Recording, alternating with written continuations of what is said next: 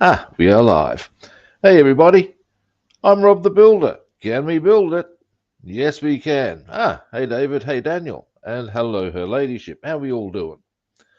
Um, Now, this morning we're getting back onto the Corsair. There's a few bits and bobs to be done. This we will now do. Yes. Now back we go. Round we come. Of course, nothing's going to happen without this. Excuse me while I move the. There we go.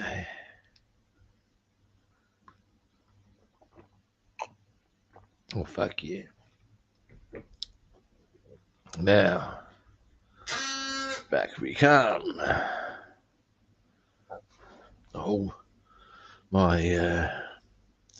Sometimes, if I'm a little bit clumsy, my phone goes back to, which is my camera, in essence,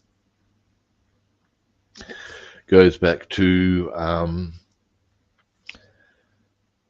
the screen lock, which when you've got the camera in position, it's a little inconvenient. Now, oh, I forgot to get toothpicks. That's a bit annoying. Never mind. What we're going to do first, when I assemble this, the foot pads came off, so we're going to put them back on first. That's not going to be a big trick at all, or at least it shouldn't be. Then what I'm going to do, I think, is we shall do some tidy ups on this and complete the tyre. We'll get the tyre done, more's the point. By this I mean this, the rear wheel. I've just noticed a couple of other bits we might wish to consider painting. We'll get back to that subject on another. Anyway, and then there's a few bits, but that'll be the first couple of things anyway. Now, what I need to do here, there's one. That one's the correct way up. That one is not. We shall fix this. Yes, we shall.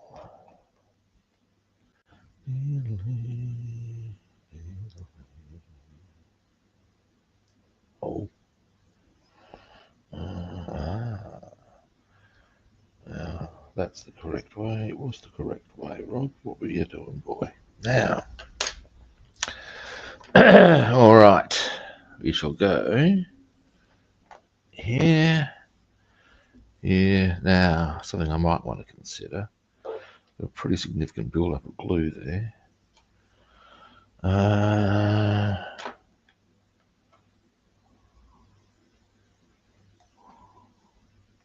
Chicken. Oh, chicken. Dear me. Look at that. Good chunk. Oh.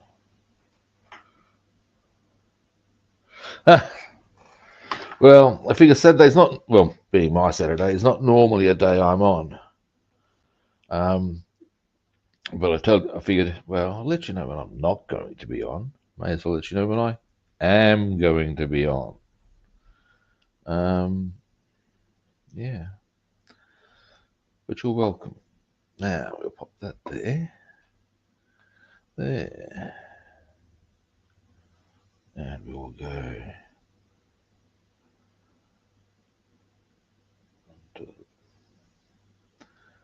onto there. A bit more, perhaps. There we go. 8.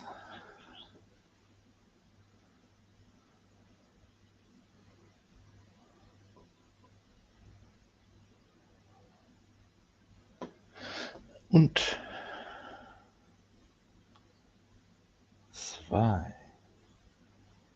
That's not quite enough. There we go. Now, once this is on, like I said, we'll paint the rear wheel. Oh, hey, John, how are you doing? And what's more, just noticed something else that's come off, but that's a very easy fix. Now, it's that way.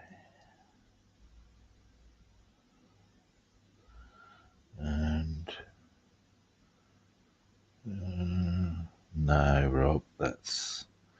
Yes, that even can't even see where it's gone to. Not there. No. Oh. Ah. Let me get my goggles. Let's have a look in here. Where is it? Ah, there it is. Excuse me. It's hay fever season here in Australia, so I'm a bit sniffly.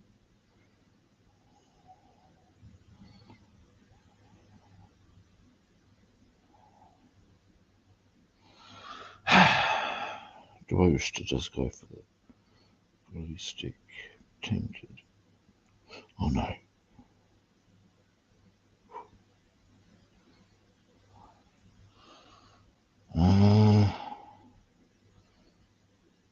That's that one better. For a brief moment there, I thought I'd dislodged the actual mainframe that I was working with, which I've been unhappy making. Maybe it's a little nudge. There we go. Now, next, that way round.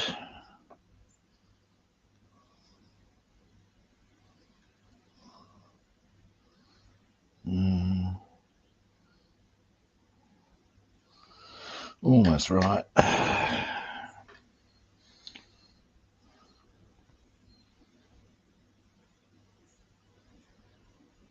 There we go. Not quite. Maybe.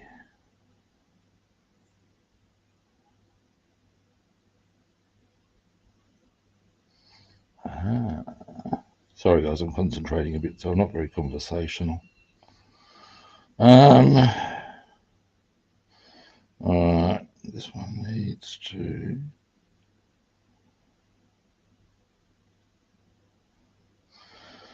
Although I could apply the rule of, you know, how many people are going to notice that, Rob?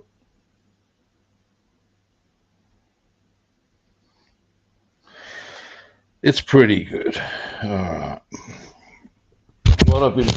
today's almost lost my headset. What I've been fiddling with there is the footrests in there. They're not quite straight, but I'm also prepared to believe no one's going to actually notice that reality. So we'll let them dry. Now, next, I'm going to take my goggles off for a moment because I shan't be needing them for our next manoeuvre, being, where are, here is. Now this might require a bit of jiggery pokery. What this is putting the seat into its position. And the reason it may require a bit of jiggery pokery is really? I might zoom you out just a little. Is because the seat I'm using is not the original seat. So we'll work with that, but I'm pretty sure that'll be fine. Might require a bit of filing, a bit of whatever, but should also work okay, I think. It's actually from a Hasegawa P51D, but it's the same type of seat. It's, yeah, you'll see. Now this, not quite, boy, I wonder. I see the issue we're going to have, I think. On the other hand, maybe I'm doing it the wrong way around. Let's have a look at the assembly instructions. Who would have thought? Right, now, that's a bit of a poser. I see. Now, fortunately, I do have another option on this seat as well, by the way. Because this is supposed to go on nicely there. And if, oh no, I see. Maybe. Okay, is it the right width? If it's exact width, I think it's too wide. There's a way of checking this actually. Let's have a look. The width shouldn't be a problem. It's the same width at the base. Actually, let's just check the base. Yeah, it's the same width as the one that comes with it. That's fine. My concern being that if it was too wide, because that's got to go into there, it would be a bit of a poser. Now,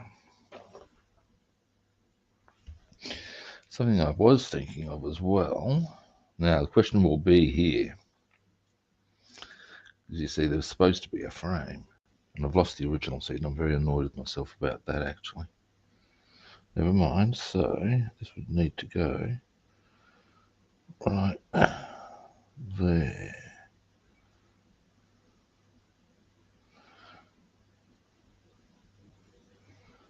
Okay, we can do that.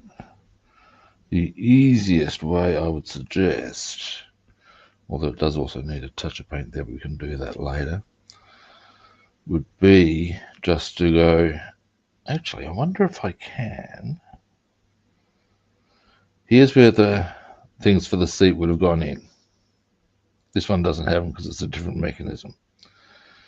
Now, while it's wide enough to go there, what I need to consider, I would suggest. Okay, I'm just going to go straight to what I'll do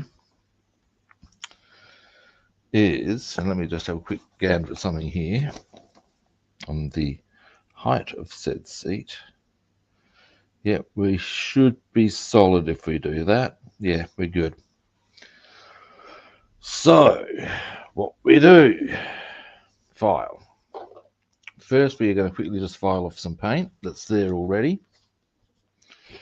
And then, I'm going to glue it in because it should, theoretically, just sit quite happily for us. Thusly. So my premise, you can't quite see that, is that I will file just to make sure that it glues nicely, just based on getting the whatchamacallit. Yeah, that's it, the whatchamacallit. The paint off, so to make a better bind. And we're going to glue straight like that, and then just let nature run its course. That's the theory. Now, properly glued, that should give us the result. Now, files are here. Here's the one I'm actually after. Ooh, convenience. Now, yeah.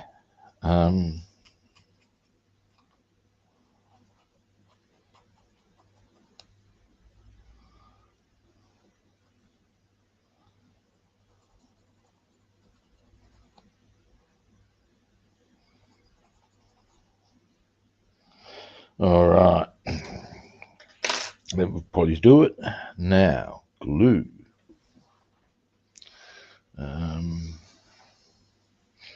So we want this there. Drip, drip. Hit focus. You're going to get a bit of my shadow because you know what? I'm going to that's what I'm going to do it. I'm going to get a proper light designated for this area that'll hang over and give better light overall. It's probably not. I might even actually have a suitable one for the occasion, but I might get a better one than what I had.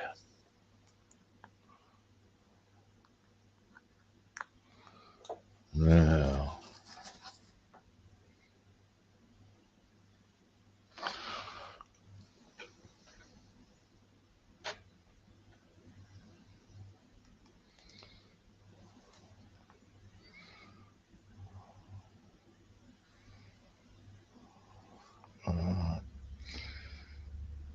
lid on.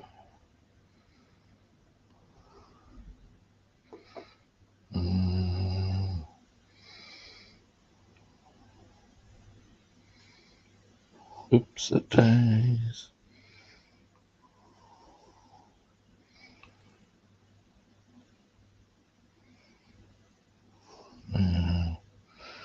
It's not straight. That's why. Let me just get straight above it. You're not going to see much for a moment, guys.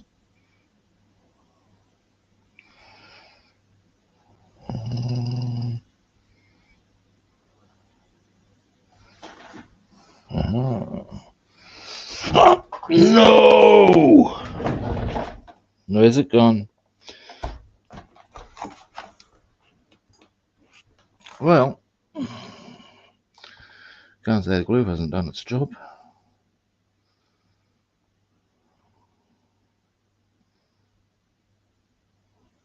Or isn't going to do its job.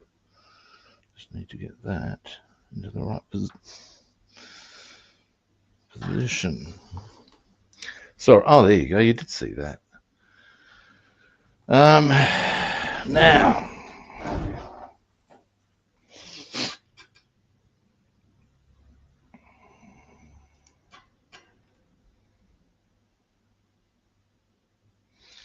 so that actually, despite being dropped and everything else, is actually binding on quite nicely. I'm happy with that. Now, don't drop it, Rob, and just place that over here. All right, hang on. I can tell from this angle, because that's interesting. If you're going to try this at home, don't try this at home, kids. There's a good angle to see if you've got the line correct, because of course it should be all right angles. Lay up on lay up on lay up. Now, next, excuse me for a moment.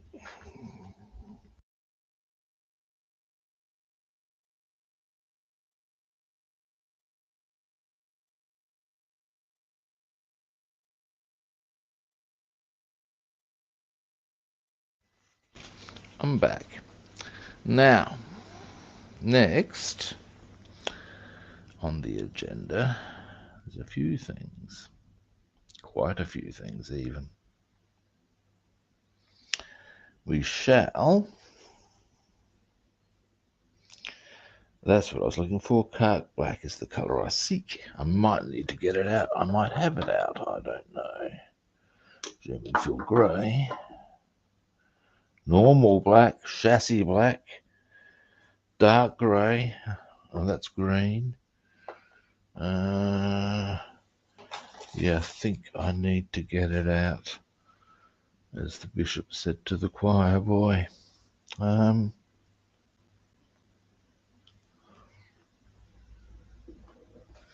Now,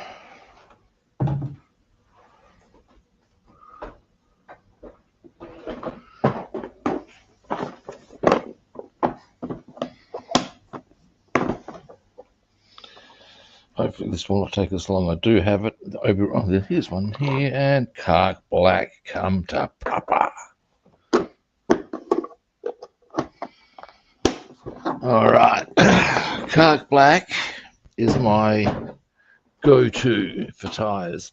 If I'm going to do the rear tyre, I may as well do the front tyres. Who would have thought, eh?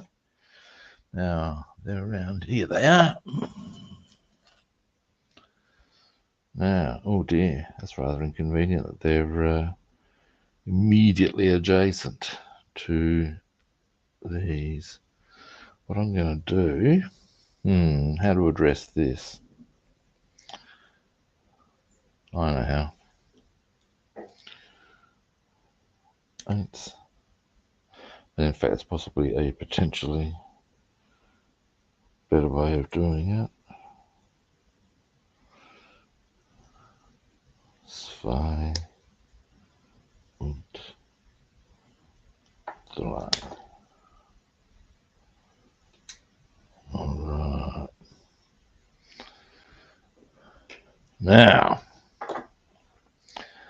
certainly the first one what we'll do here, I may have given myself a bit of a poser.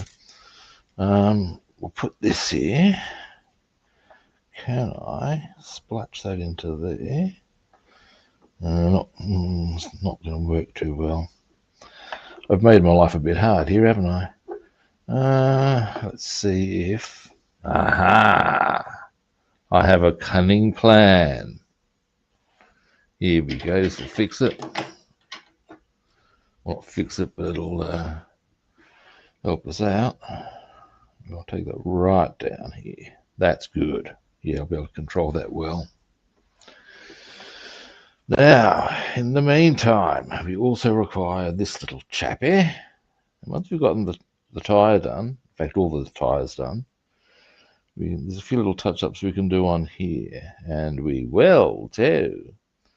So yeah, because they're all in an area where, I think they're all in an area where it doesn't really relate to the tyre per se. Oh, there is a bit there, but that'll be okay. It'll all come together. Well, at least I think so. All right. Now let's get this mixed.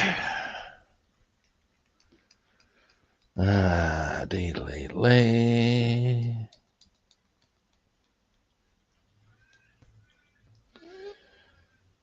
There's a few things we might get to with the paintbrush while we're in that sort of a mode. There's a few things that will, well, we may as well get them out the way. Is the bottom line here.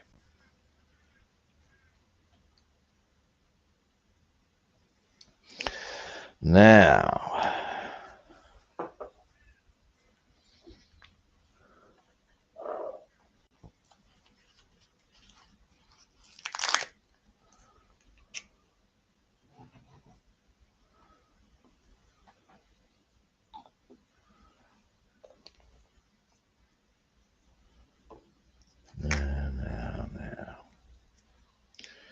next, get these out of the way just briefly, because after all, I am not going to want to, should paint misbehave. Damn you, Mayday. By which I mean splash out all over the. But we're all good. Nice smooth piece of painting, pouring today. Jolly good. Now,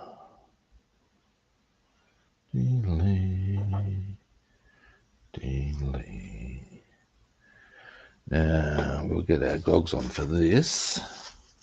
Certainly for the rear wheel and the perimeter of the wheel whatchamacallits. Yes, the wheel whatchamacallits. Now,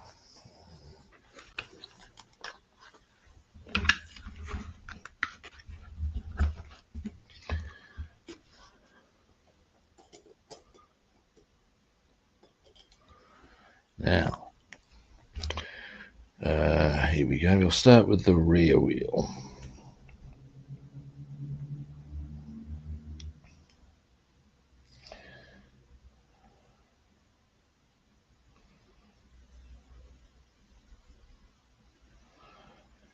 Let's get a bit of a reservoir going in the brush. There we go. We should be good to go now.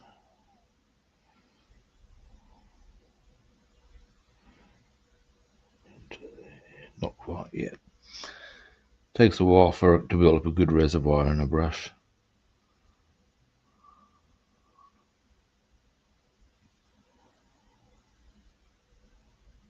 Oh, there we go. Now, can you... I was losing my headset here. There we go. Now, I'll give you just adjust the camera angle a bit. Up. And so I'm sort of more here, really. Right, working on that.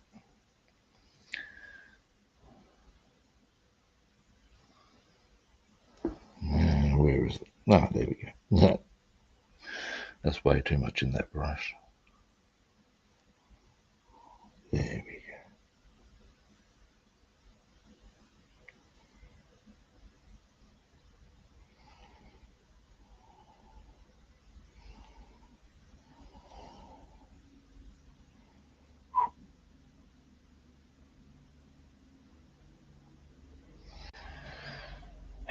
Almost got that one done.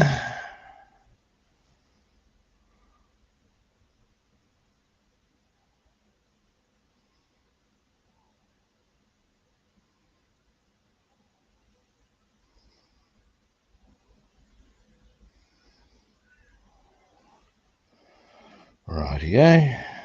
Oh, good. Now we go into here, and then ooh, bit of a challenge here.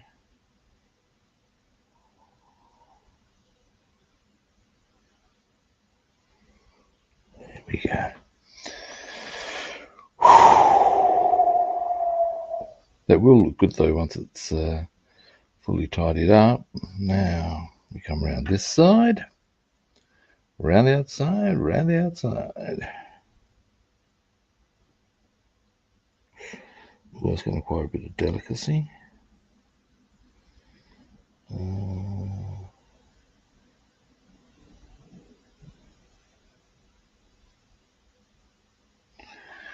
Mission accomplished. Well, I'm not quite. There's a bit of a delicate. I'll show you when I give you the zoom in on what this is looking like. I'll show you. There's a bit that's just under an extended area that's a wee bit tricksy. Trixie.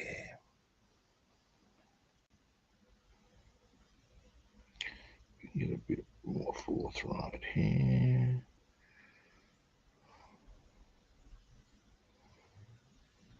And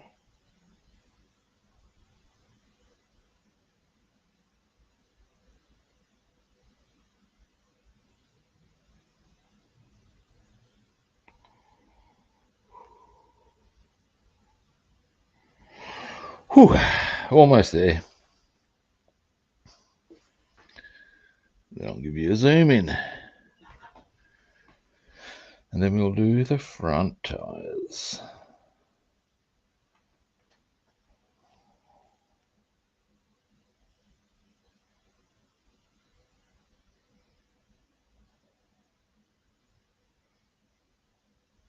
Oops, that'll be good.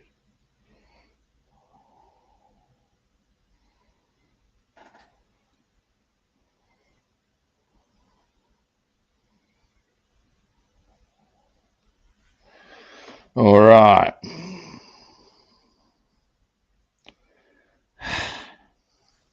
Now let me give this a closer look for a moment.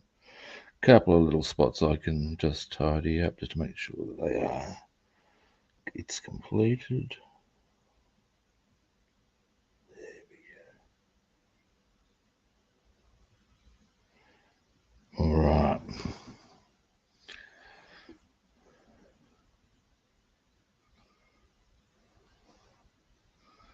There. Got a few little tidy ups on it to be done, but is the rear wheel with its little mechanism. Now the bit I was finding a bit tricksy, if you look closely, I'll bring you right in for this, you will see there's like a little lip thing that extends off the, there you go, you saw it quite clearly there. Of course you got to get under that to complete the tyre. So that was a bit fiddly, but it is now done. Excellent. Zoom out. A bit too far. Zoom in. Now, where did I put? Here I put.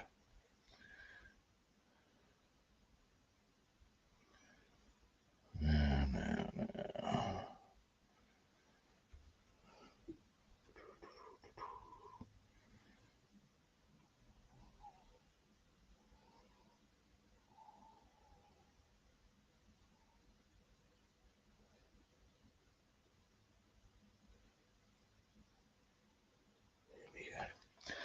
Slowly but surely.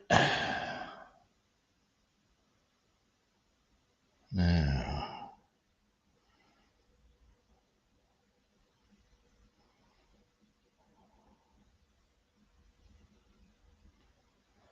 there we go.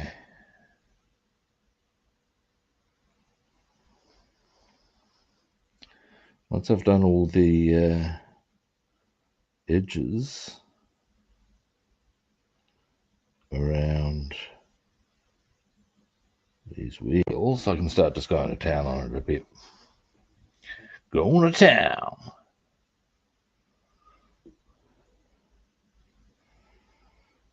And whilst I'm in painting mode,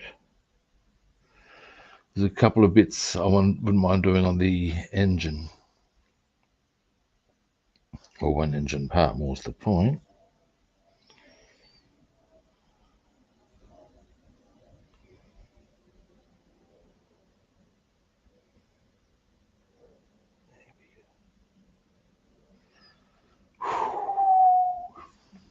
Getting there. Oh, Bassman, how you doing? Hang on.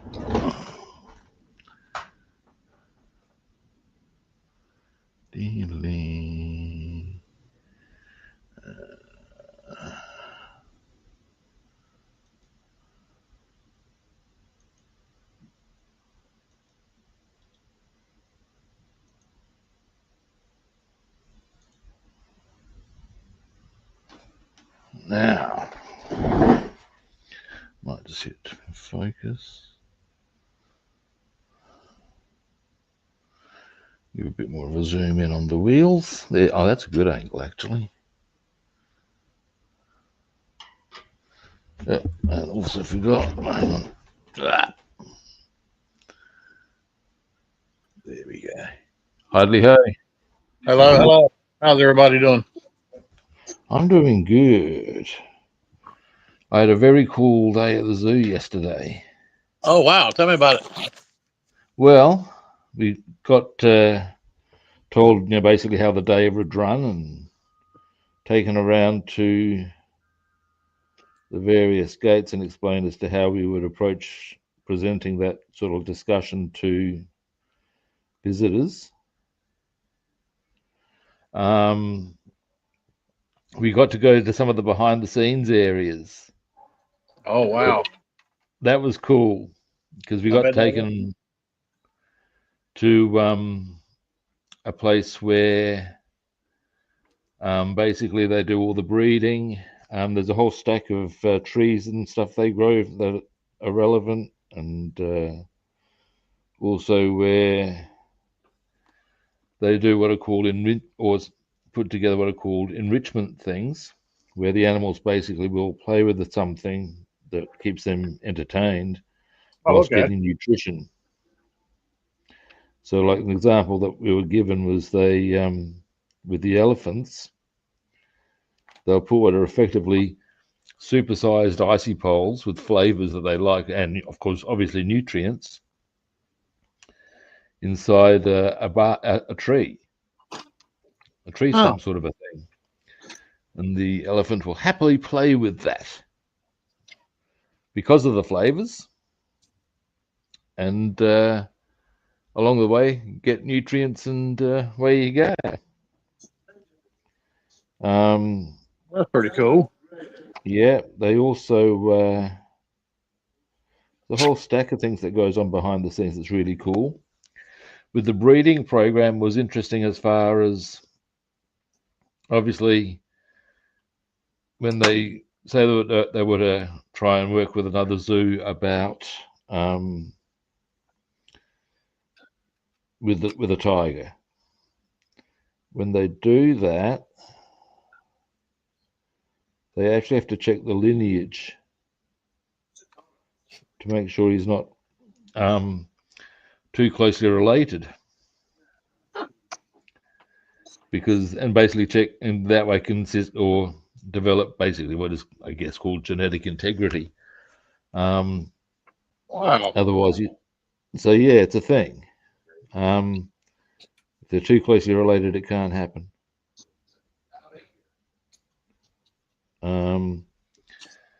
Yeah. Otherwise, you Yeah, wind up with. I have heard that about animals, that if they're all too closely related in their breed, that it can cause problems with the offspring. Well, all I'm saying is, you ever seen Deliverance? I've seen bits and pieces of it. I ain't never really watched it. That's what happens when people breed too close together, man. Oh, damn. Well, it's your uncle's cousin's nephew's brother, huh? That's it. Pointy heads. My brothers, my dad. Oh, Oh, my God. yeah. So basically, it's the same thing with animals. You don't want hillbilly tigers now, do you? Imagine a tiger with no teeth and playing the banjo. It just doesn't roll, man. Can you imagine his roar? Roar. Yeah, that's it. Yeah. That's good stuff. But yeah, so we saw all that. Along the way, we've obviously got to see some of the animals. I got the best view of a black rhino I've ever seen. It was great. And one of the people who's doing the induction with me got her first really good solid view of an elephant. So it was good for everyone, that one. And I discovered the Australian, or the eagle that's common in Australia, is the wedge-tailed eagle. And I thought they were only up north, but apparently they come around up there at the safari park. What's this? And I've never seen one in the wild. But That was myself. there's a chance that this will happen now. So I'm pretty happy for that. Oh, yeah, absolutely. Yeah, it was cool. Obviously I've got to go Seeing up again next week. wildlife, wild animals, and getting close to them is amazing by itself. Mm-hmm. One of the other things that was kind of cool, when we were sort of having a bit of a chat early on, as far as a bit of an outline as to what's going to happen, one of the lions started drawing. Now, what you got to understand, we could only hear it faintly because of the distance. Right. And bear in mind that the safari park's on now it's 150,000 hectares.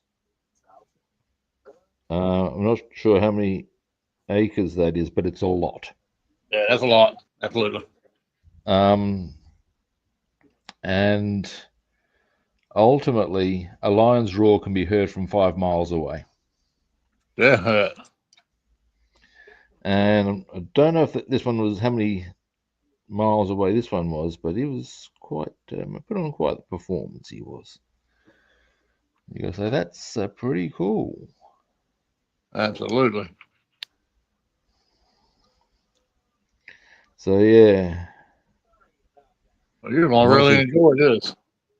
Oh yeah, and once we've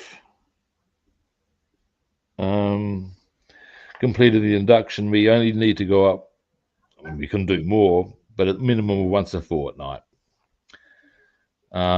which is not a big ask in my eyes. Right. Along the way, they get or they will pay for. You'd have something similar in the US, police clearance. Oh yeah. Which you've got to have to work in the zoo thing because, well, there's kids around. There's all sorts of reasons why. And yeah,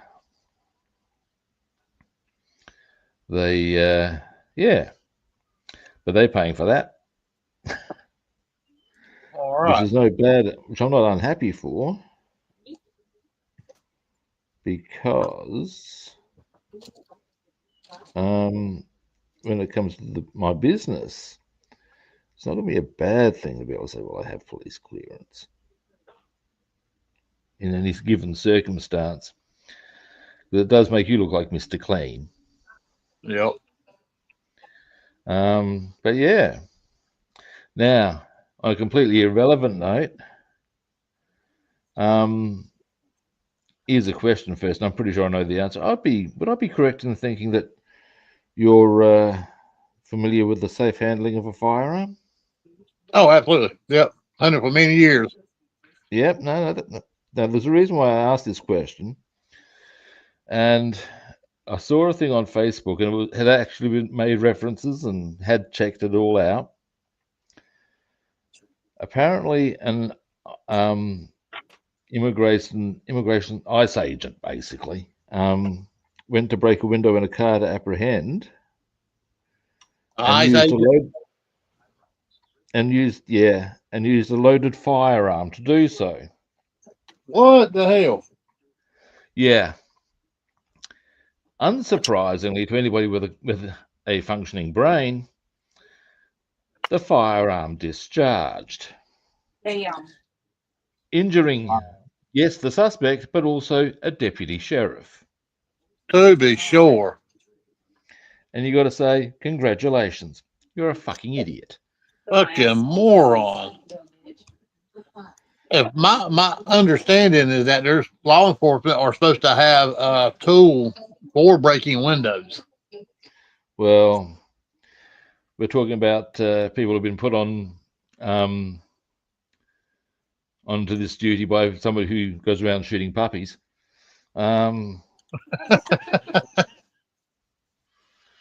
So yeah, you can't necessarily expect common sense. Damn it, man. I know, it's just unbelievable. Wow. I believe the line is, "Wow, you're a special kind of stupid, ain't you?" Yeah, he's a real special stupid.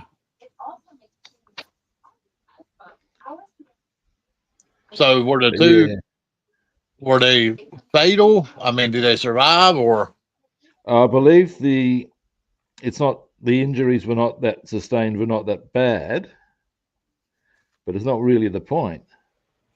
yeah, no. Yeah, I mean I just It's just stupidity. really hope no one died because of that fucking ice agent stupidity. Well, it could have been that easy, couldn't it? Yeah. A loose bullet is not a good thing. That was actually because over here, the general firearm of the cops roll with is the 357 Magnum. Yeah. And when that was first done, because for many years over here, cops didn't have guns. And in the UK, I believe they still don't. Is that right? Or, yeah, I believe so. David would probably be able to confirm that for us. Oh, hey, all about N scale. Hey, oh, it's Jeff. He's changed his name. Yeah, I believe that is the case. That in the UK, your average constable does not carry a firearm unless there is a specific reason, and even then, it needs to be signed out and there's a whole process. Wow. And for many years over here, it was the same. And when they first introduced firearms, and it was announced it was the 357 Magnum, my father, who was very active on the political side of the gun thing, as far as pro guns, actually took issue with the issue of a 357 Magnum, and his rationale wasn't entirely poor, because he said, "Look, unless somebody knows what they're doing with one of those guns, there's a risk of missing. You're better off going because ultimately, if somebody misses with a firearm like that, you've got a loose piece of lead traveling at high speed all around somewhere."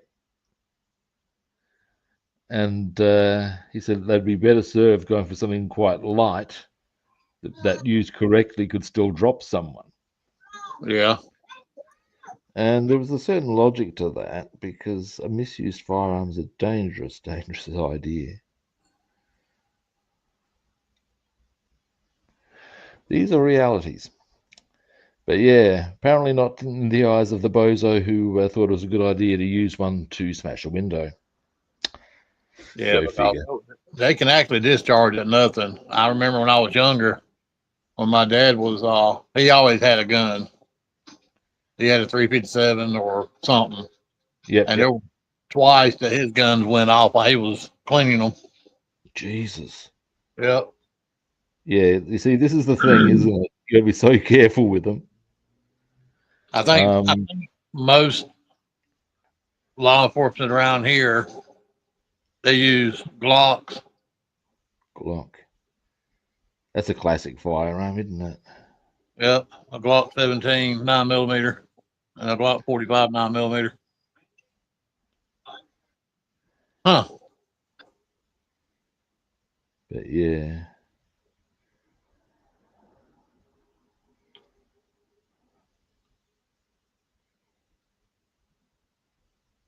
I think the other issue my father had was that he thought that, and I'd say with some validity, that if the cops are going to be given firearms, they would need to be ensured that they were given the same firearm on any given day. Absolutely. Because as he said, each one does operate differently. And if you don't know that, you're possibly dealing with something something you're not quite onto. That could be a bad outcome. If I understand correctly, too, that a lot of police departments issue AR-15s for officers. Yeah, right. Well, that'll certainly keep you quiet. Actually, here's something that was pretty full on to say. Oh, here we go. David's given us the go on the AK.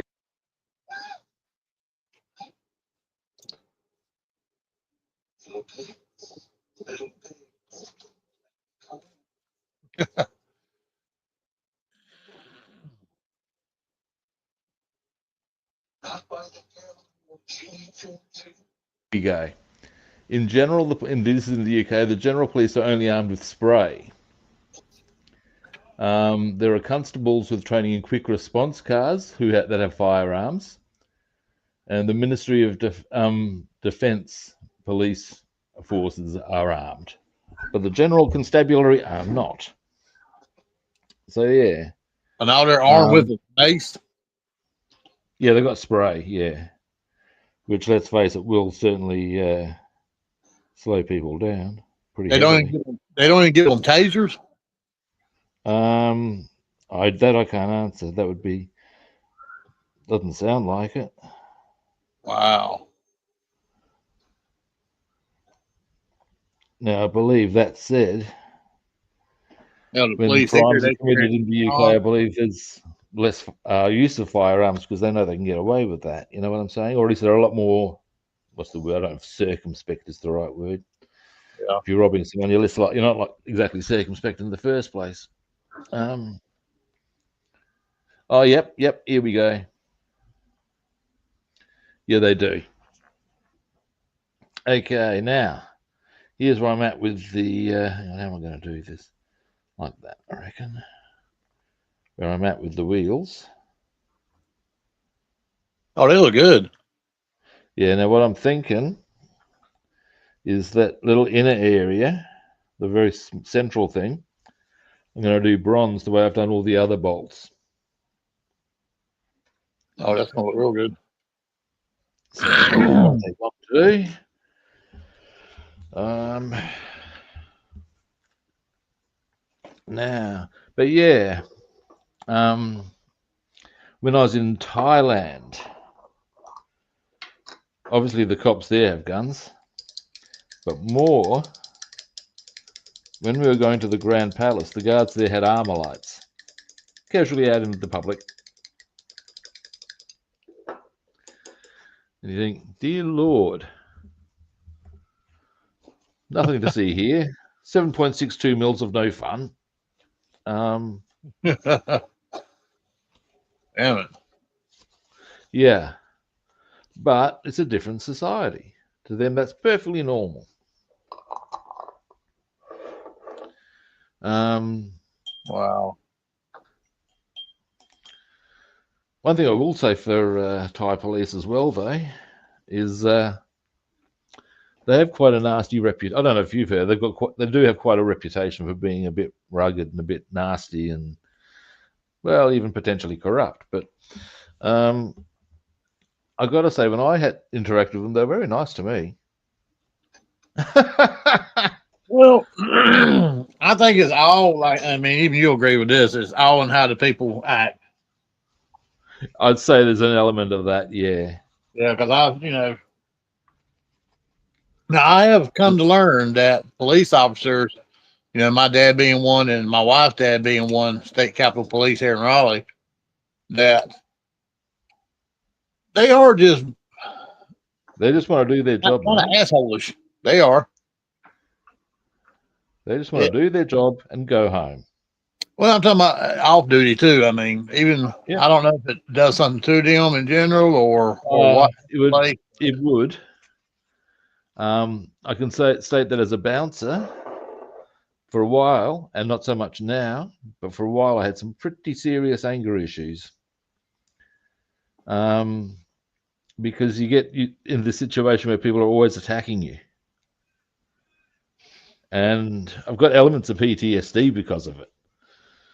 And that's as a bouncer. So as a copper, oh dear Lord, whole new level of no fun there. yeah, because my dad completely changed when he got out of law enforcement.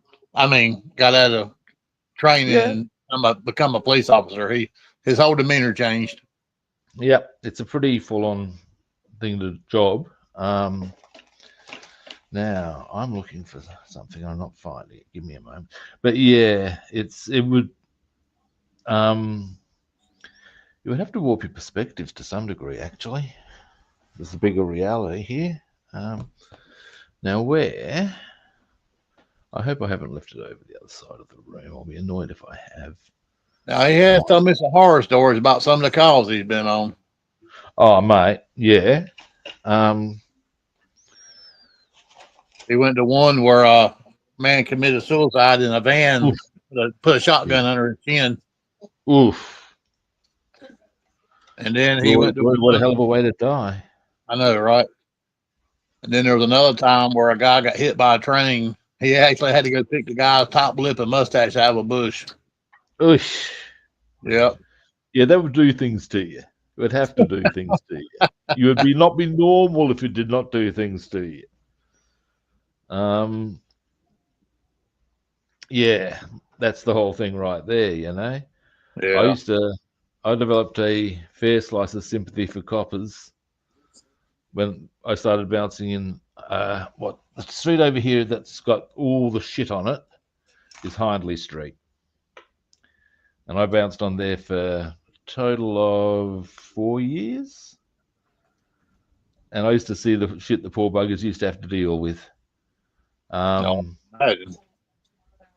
know where my part is, and I've got to go and get that very shortly because there's a thing I want to paint. Actually, while I'm here, before I do that, because it'll be a different color, we're going to do these. And also right the way down to remember, as an example of the sort of thing they have to deal with. Here we go.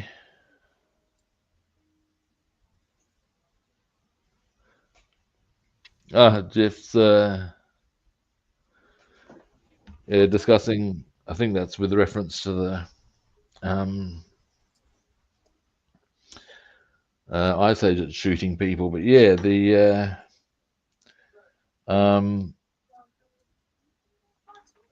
what was I saying? That's it, yeah. Like as an example, I remember being on the door one night, and me and the guy I was there with basically saw gang fight erupting, and first there was a group running away. We're looking at what's this, and then we're seeing they're just being mobbed on, and it was on. And we're talking weapons like guys coming in with studded leather belts, Shit. Yeah, so we've moved it on into sort of get this because we're not in this situation getting close to our fucking place. But of course, the cops have had to come in, and they're the ones who have to deal with that far more than we do. And yeah, ugly stuff. That's fair. Stuff you see on The Walking Dead where they got damn baseball bats wrapped with barbed wire. Oh, no. And the thing you got to try and get your noggin around is, and these guys thought that was normal. How? Yeah. Hello. What is wrong with you people? Uh, Yeah.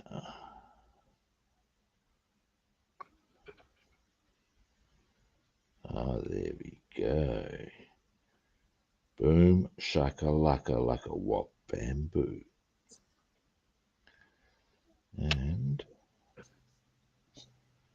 oh yeah, baby. Oh yeah. Now this is where I can trot out the Austin Powers. That makes me Randy, baby. Do I make you horny, baby? Oh yeah. Now Get over here. there's with the bolts put on. Oh wow. Yeah, small Daniel. detail, but there we have it. That is amazing. It really is. It looks really good. Thank you. Now, here it is. Now, the other thing I wanted to get onto.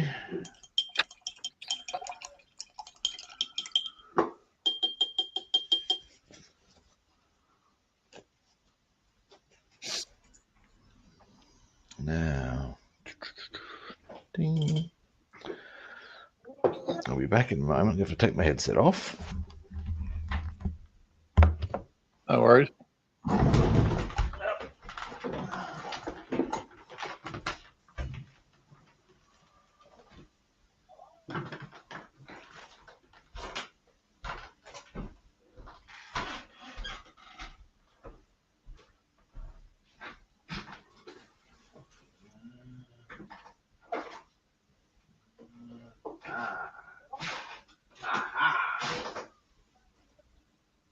There it is.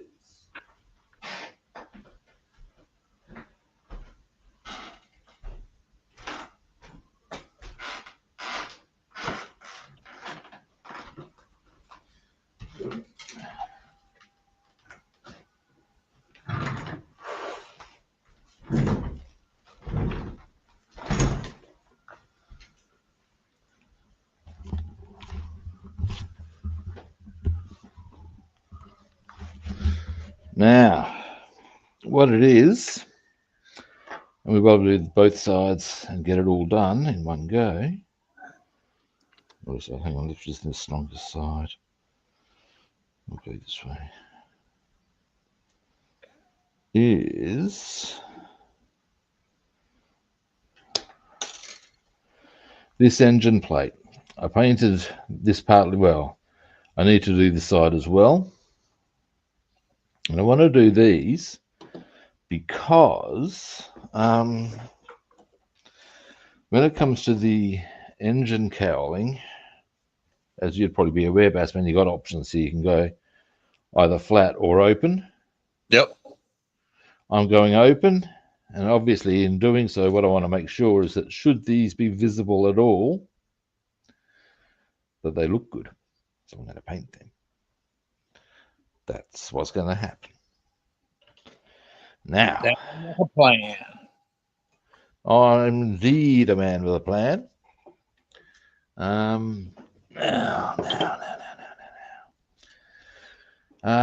In truth, this part is probably less important, but we all know the deal. I'm sure I don't need to wax lyrical about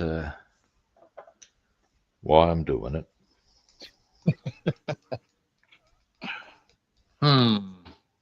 Yep.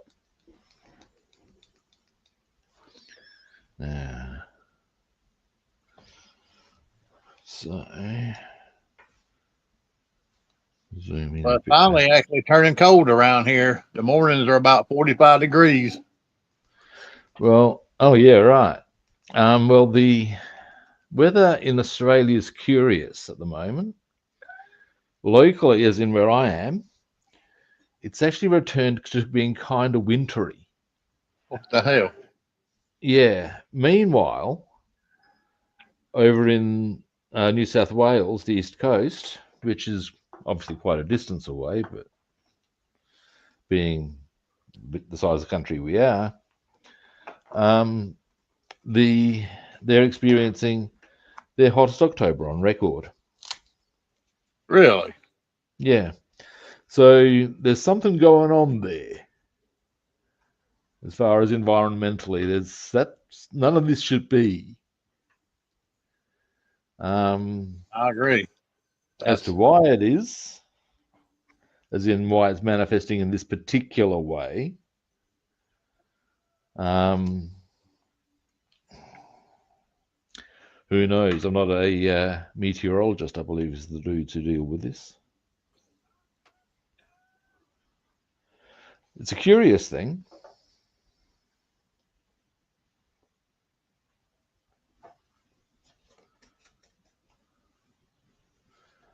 It'd be an interesting job being a meteorologist.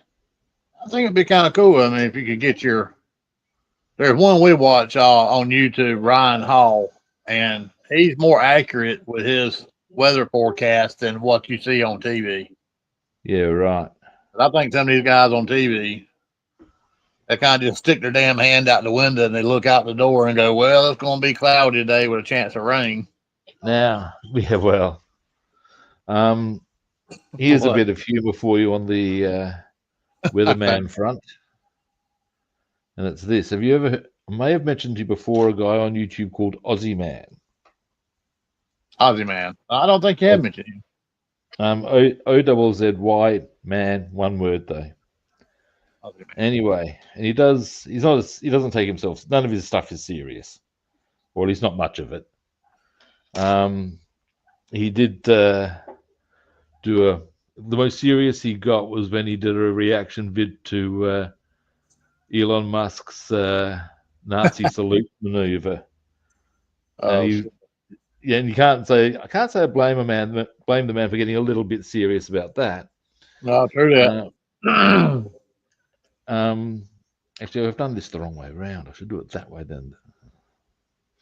We'll worry about that later. Anyway, but this is relevant to weather and weather presenters. He via Aussie Man, myself and a mate became aware of a Mexican newsreader or weather presenter, Yannette Garcia. And the way Aussie Man presents it is funny in terms of, oh, look, I can see she's really conveying very heavily. I've learned a lot about Mexico because of Yannette Garcia. And as he's done a few videos on her, but at one stage he's trotted out the line of, in truth, I don't understand a word she's saying, but whatever she's saying, if the apocalypse was coming, I could face it. If she was telling me that, I could face it with a can-do attitude. You gotta say, and if you see Annette Garcia, if the apocalypse started happening, I could probably approach it with a can-do attitude if she presented that news to me. Yeah. Yep.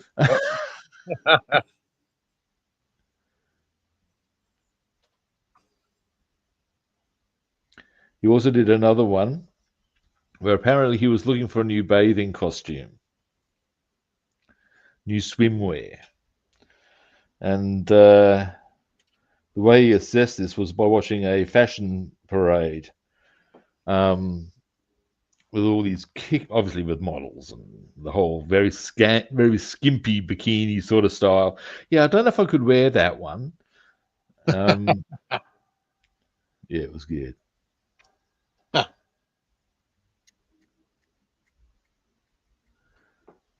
I bet being a storm chaser would be fun. I think it'd be a really cool job.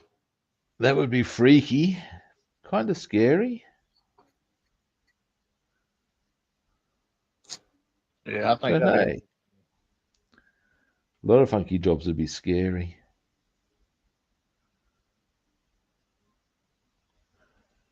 The Some wildlife photography would be get pretty full on, actually, I reckon. Having to get to places, and B, potentially dangerous interactions with animals. Hmm.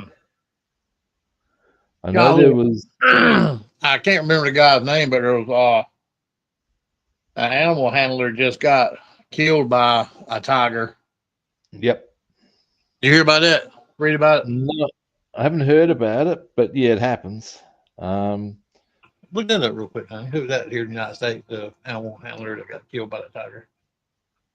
He was a well-known man too, and he got just recently got killed by one of the tigers. Yeah, right. Well, the reality is they are wild animals. This is true. In captivity or not, they are wild animals. Very unpredictable. Oh, fuck yeah. And all it takes is for them to be going, you know what? No. No. And you're in for a bad day at the office. There's no way getting out of that one. No. It's a curious thing that they can become quite composed about stuff for years, and then they've just run out of patience, and oh my, did you just suddenly get mangled? You know, quite random. Yeah. It's a bit like when people have chimpanzees as pets, man. Oh wow. You're asking for trouble with that, dude. You totally are, but people do it. I mean, not over here, but I believe it happens to people in New York and stuff. I believe the laws allow it. And some people think that's a good idea. They're so cute and intelligent. Yes, they are. They're a wild animal, and they've got big teeth, and they're quicker and stronger than you. Yeah, this man right here, his name is Ryan Easley. He was 37 years old. No age to die at. And he had raised this tiger from a cub, and then it turned and attacked him when he was trying to do a demonstration with him. So he raised this tiger, and it still turned on him. Yep. Yeah, that's the thing they actually explained yesterday was, look, you know, regardless of anything, you need to be careful with these animals because they can be all good and then maybe not. Well, hell, that's even like our dog here, Nugget. You know, he's probably about a 115-pound German Shepherd Lab mixed. Real kind dog, real gentle. But we've had him since he was a puppy. I've raised him, and he's like people. You piss him off or make him mad, he's gonna snap at you. And he's done that to us before. He's actually hit my hand and my wife's hand, you know, in the past. Yeah, they can be. Well, it's just how it rolls. These are things you need to understand, really. If people who don't understand that when they have pets are in for a rude surprise. And what the tiger weigh? 1,200 pounds, 1,500 pounds? No, tigers aren't that heavy, actually. A Sumatran tiger, now bearing in mind there are different types. Thus, there are bigger ones. A Sumatran tiger male, we're only talking about 300 pounds. Oh, really? That's a Sumatran tiger. Nope. They're one of the small ones. Okay. Now, when you're talking about your Siberian tiger and your Bengal tiger and stuff like that, you're talking about 500 pounds of animal. And we're talking an animal that has lots of fast twitch fibers, and thus a lot of explosive power, flexibility, aggression. Where does the list end? Whatever it is, they've got the edge on the human being. This is the reality straight away. Now. Yeah, 2.5 times the size of a grown man. 550, yeah. And you got to say, even actually, with the Bengal or the Sumatran, the 140 might be the female. Even then, that's bigger than the average linebacker and a lot more powerful.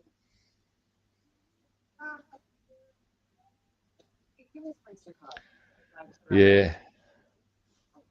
But the biggest tiger is the Siberian tiger, and they're significantly bigger than lions.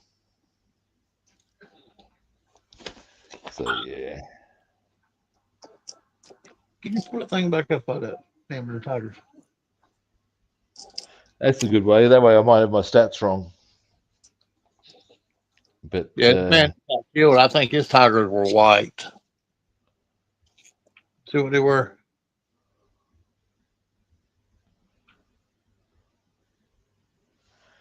now,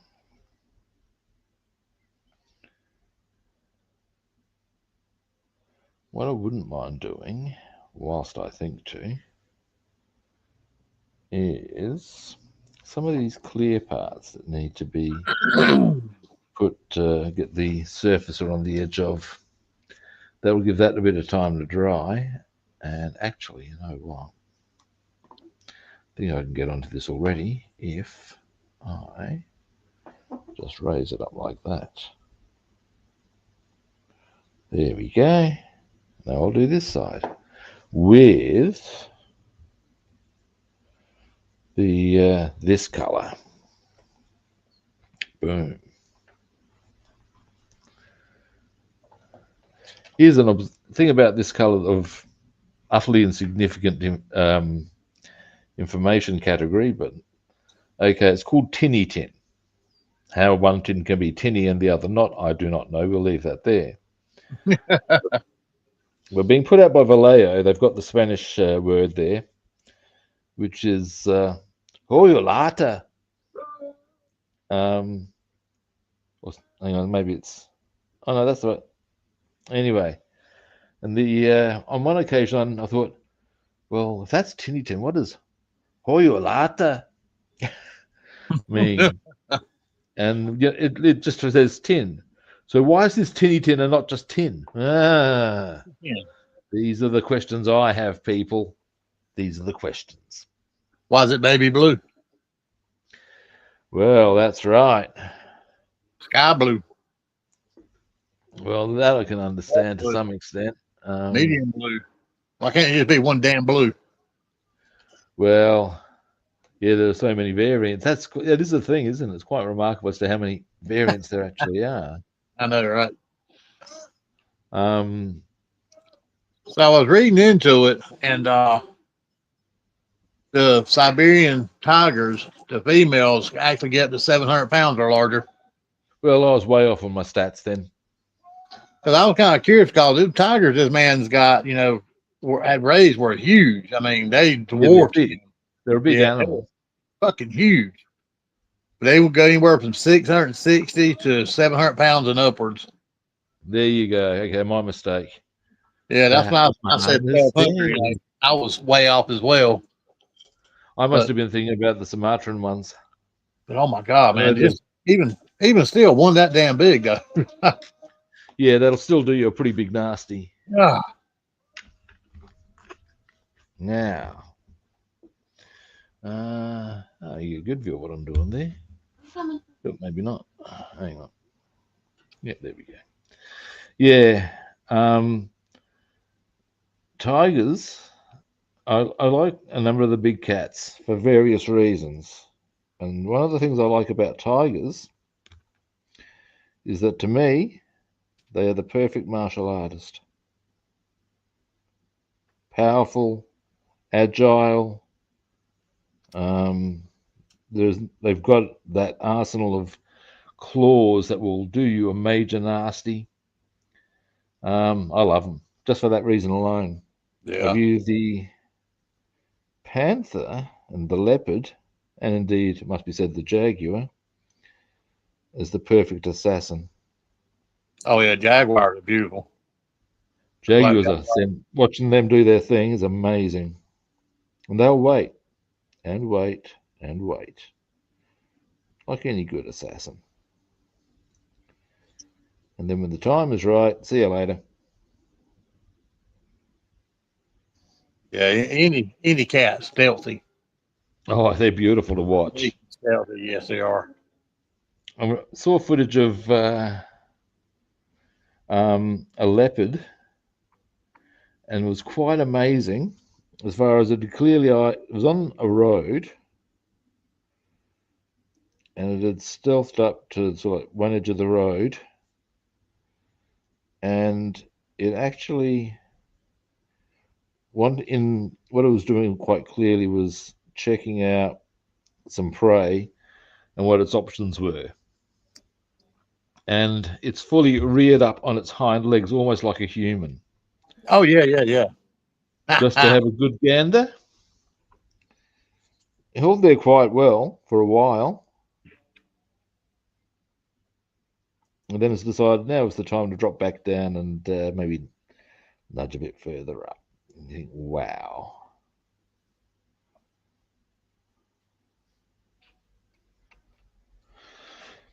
The other thing is, or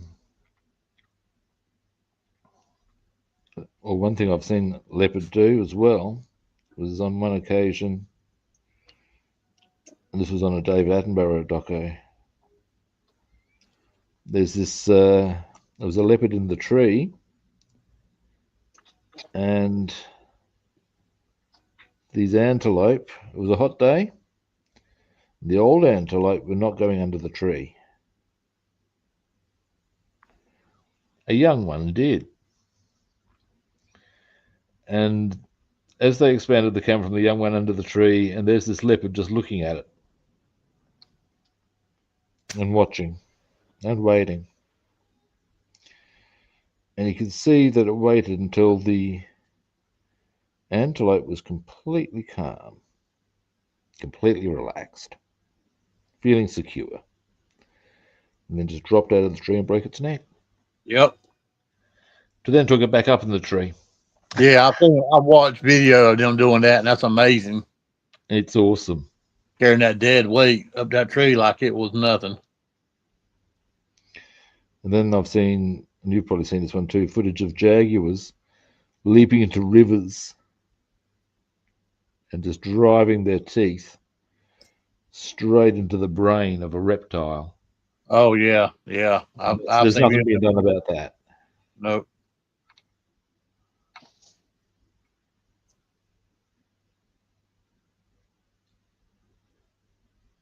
I was most impressed when it was explained to me.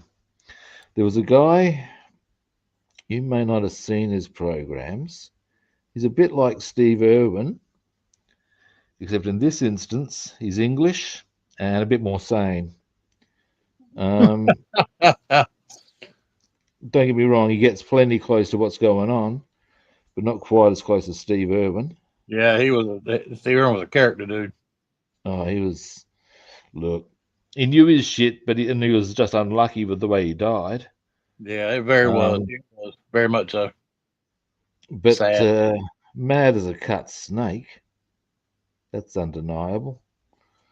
But yeah, the guy in question who I'm talking about is a guy named Steve Backshall. And he actually does, sometimes they're kid programs, but he does a lot of wildlife stuff. And he did a series of programs called The Deadly 60. And what it was animals that in their own environment, so he included insects in this, were particularly deadly. And it was because of him, he explained that amongst the big cats, it's the jaguar that has the biggest PSI in its bite. Really? Bigger than tigers, bigger than lions. And the reason is it's an adapted function or an evolved function because they need that to be able to get through the armored skin of the reptiles they attack. And one of their key hunting methods is to come from behind and to then drive the teeth into the brain. So yeah, and you think that's pretty amazing. Yes.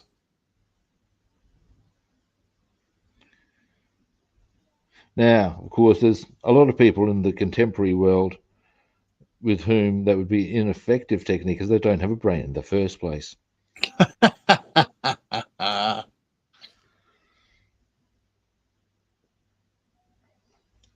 But yeah, it was. It's interesting stuff when you look at animals in that context. It is.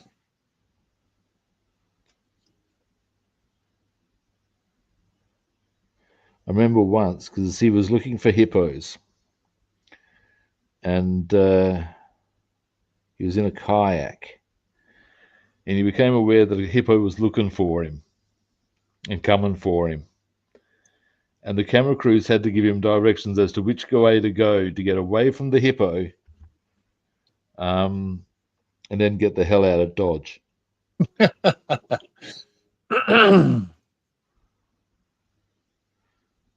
Because yeah, they're quite deadly. They're some scary creatures. Fucking oath they are.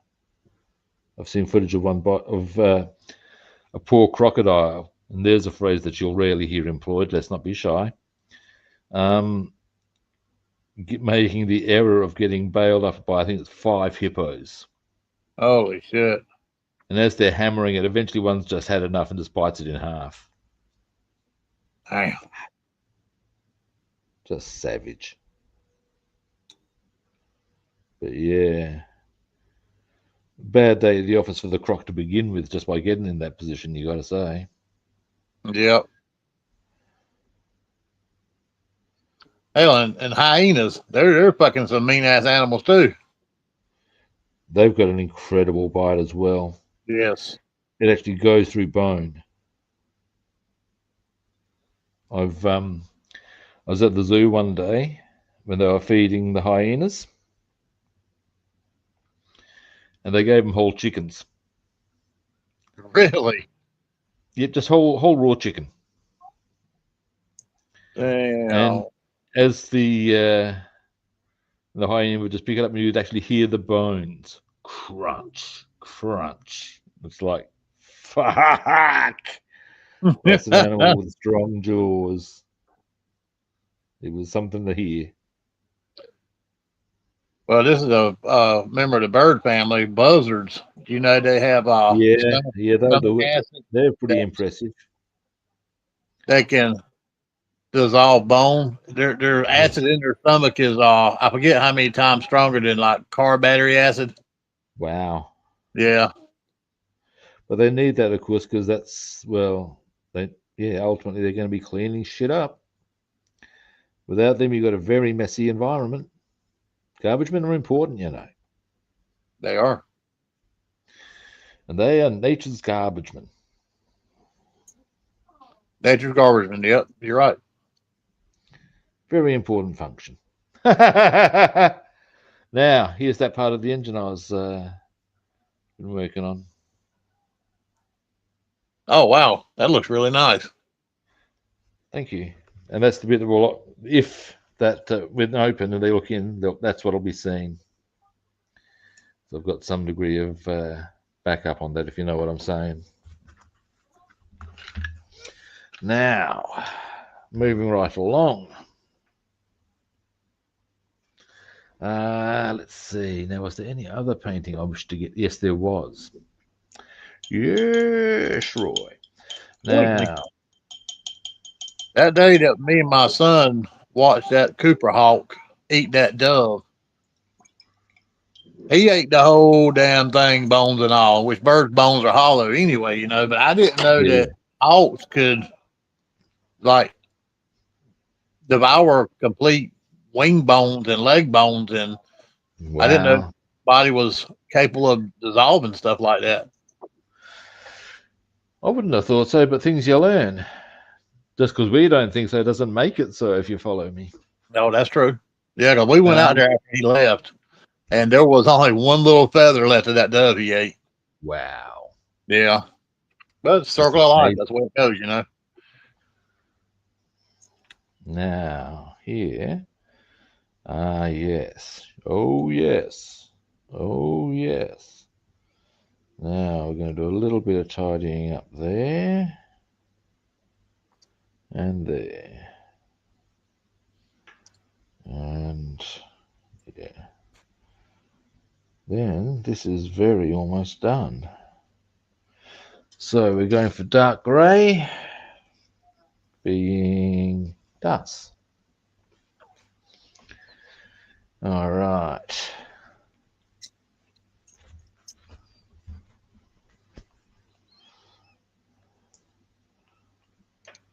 Now,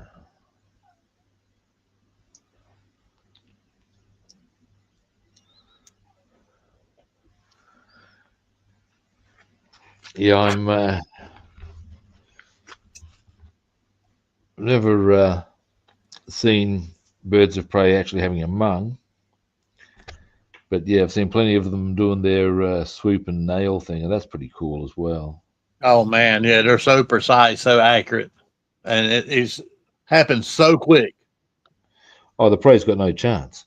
No, they don't. Well, not Do much not. chance anyway.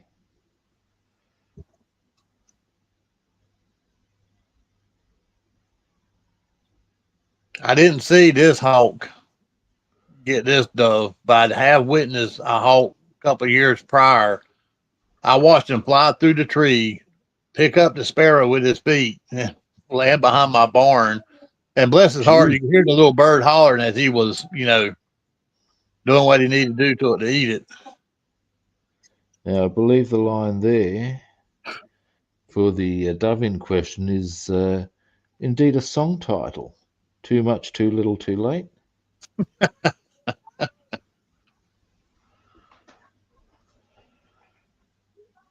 All right, what I've done there is, there we go.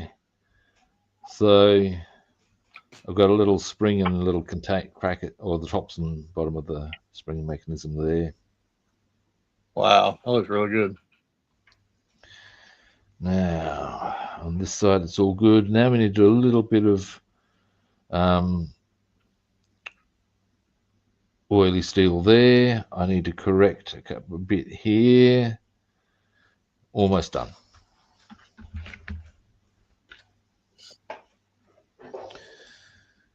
Now, I picked up my green paint to paint the P-51 Mustang with today. what, the interior green? No, actually, for the body. I've already got. Yeah. That'd be olive drab, wouldn't it? Yeah. Yep. Yeah.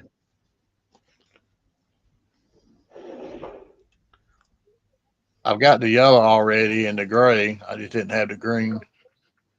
Yeah. That's how I like doing mine. I like doing the body first, complete it.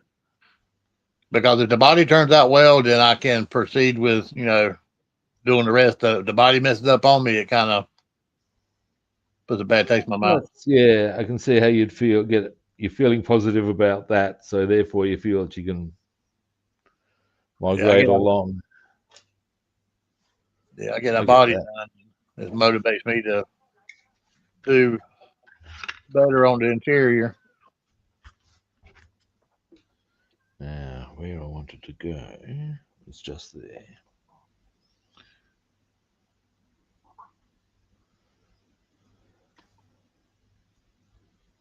That's it. We'll tidy the rest of that later. You got any big plans for today? For the next 2 days, I've actually got plans of lots of cleaning. I'm going to get very domestic because I've got a cleaner coming in on Monday. And because I have an inspection on Tuesday. Did you hear my wife? What's that? She said you got to clean for the cleaner.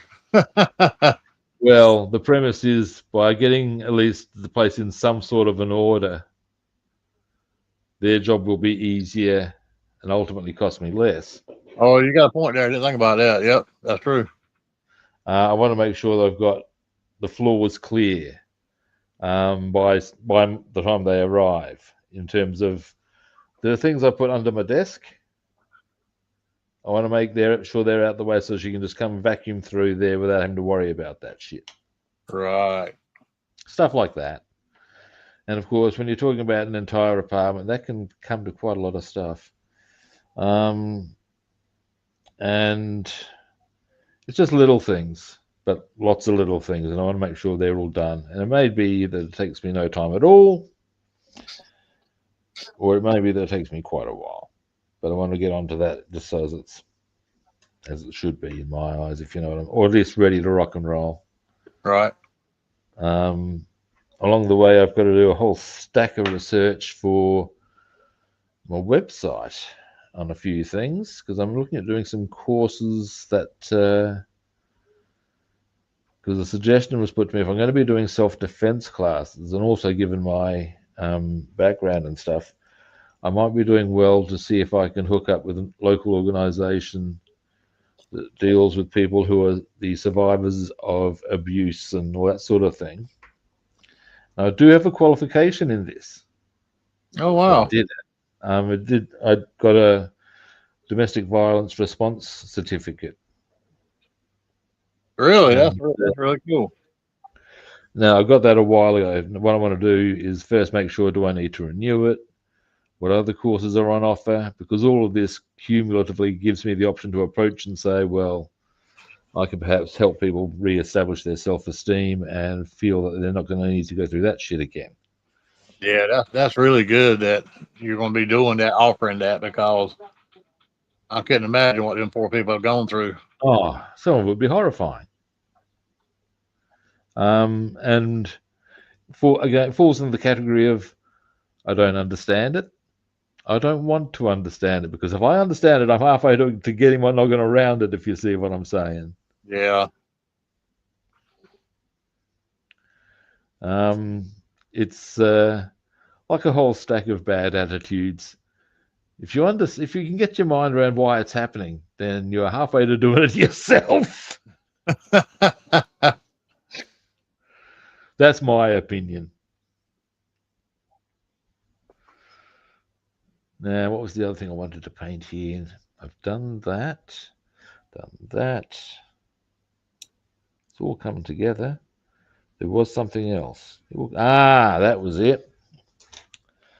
That was it, boys and girls and others. These.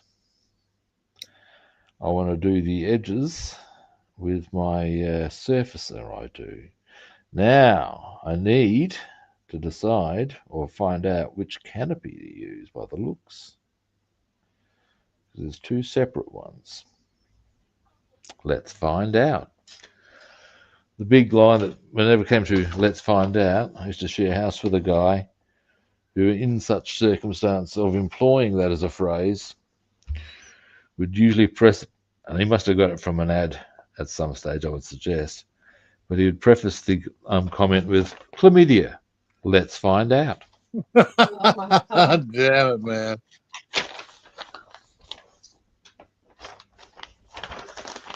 Right, now.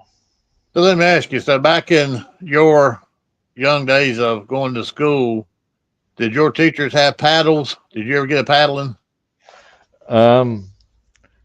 That's a paddling. Okay, back when I went to school, I was just on the cusp of when I was young, I had received the cane. The cane was the general thing they used over here. And when I was young, I'd received it. But by the time I got to high school, the powers that be had decided that corporal punishment was no longer acceptable. And yeah, I think in high school as well, they had changed it as well. And the thing was, and this is where it gets a bit amusing, because there's a tale I can tell with this. It goes a little something like this. I got sent to a Jesuit school, but I thought all the religious teaching was bullshit, so I didn't really bother with it too much. Because what do you reckon if you're going to raise a kid as an atheist and send him to a Jesuit school? Yeah, that's really going to work. Anyway, And one night I couldn't be fucked doing my homework, so I figured, well, I'll just piss off of religion class and do it at the library. No problem there. And anyway, I'm in the library and I'm doing my homework, as one might. And my form master, Father Mullins, appears. He sees me there, and he comes in. And what are you doing here? I'm doing my homework. Probably not the casual response he was expecting, but never mind. Is there anywhere else you're meant to be? There, I suppose religion. Good start in a Catholic school, isn't it? It's good stuff. Winning friends with that one. Anyway, and he said, "Get there now, and come and see me afterwards." And he said, "Oh, here we go." And sure enough, what he's done is given me, was it 4 nights detention. And anyway, later that night, or later that afternoon, because the problem was that the way he'd done it was going to interfere with my soccer training. And I was playing open A's for the school then, you see. And I've sidled up to him and said, "Look, Father, how's about, look, this for no, the days of detention is bullshit. How's about we just cut to the chase? You give me the strap, we call it all square, and we're done and dusted." And he smiled at me, almost warmly. He said, "Mr. Astle, I would love to give you the strap. There is little in my world that would give me greater joy. Unfortunately, the laws of this good state prevent me from taking such action.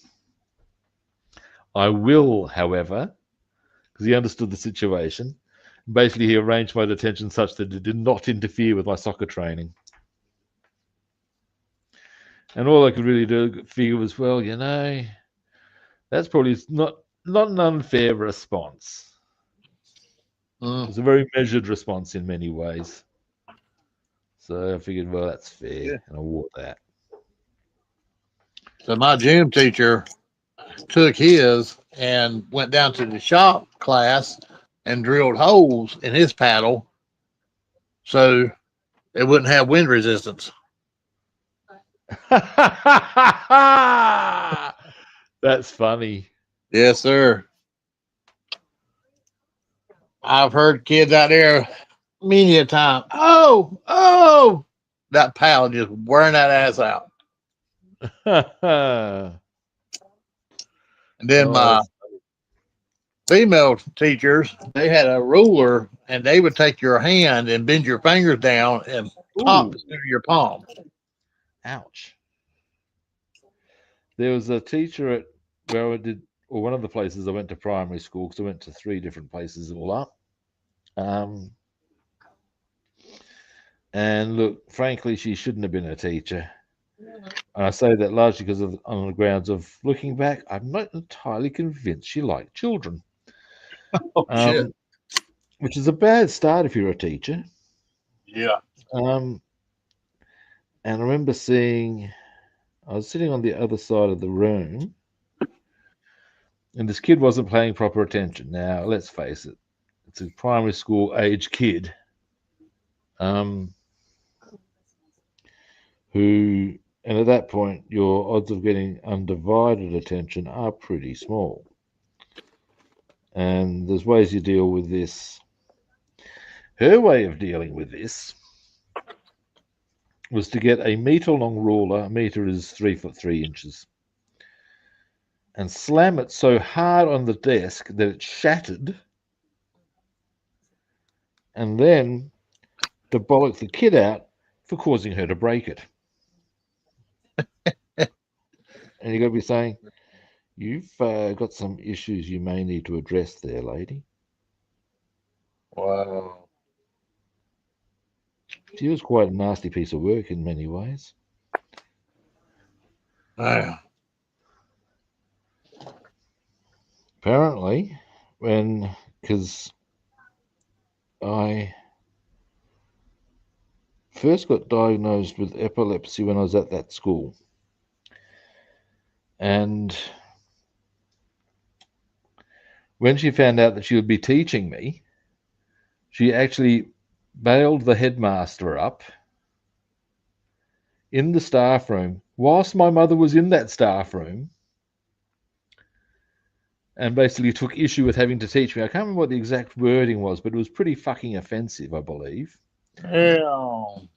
And you're going to be saying, so it's bad enough that you take issue with teaching somebody with something that is not that big an issue, in fact, because it's medicated and controlled, but you choose to do so in front of the child's mother. Wow. Wow.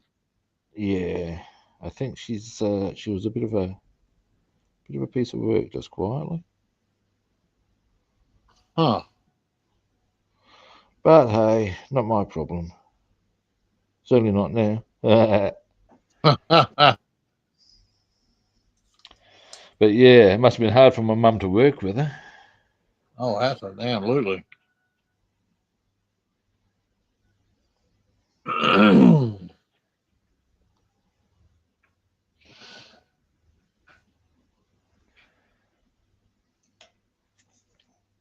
Actually, I do have a funny story from that. I might have shared this one with you. There was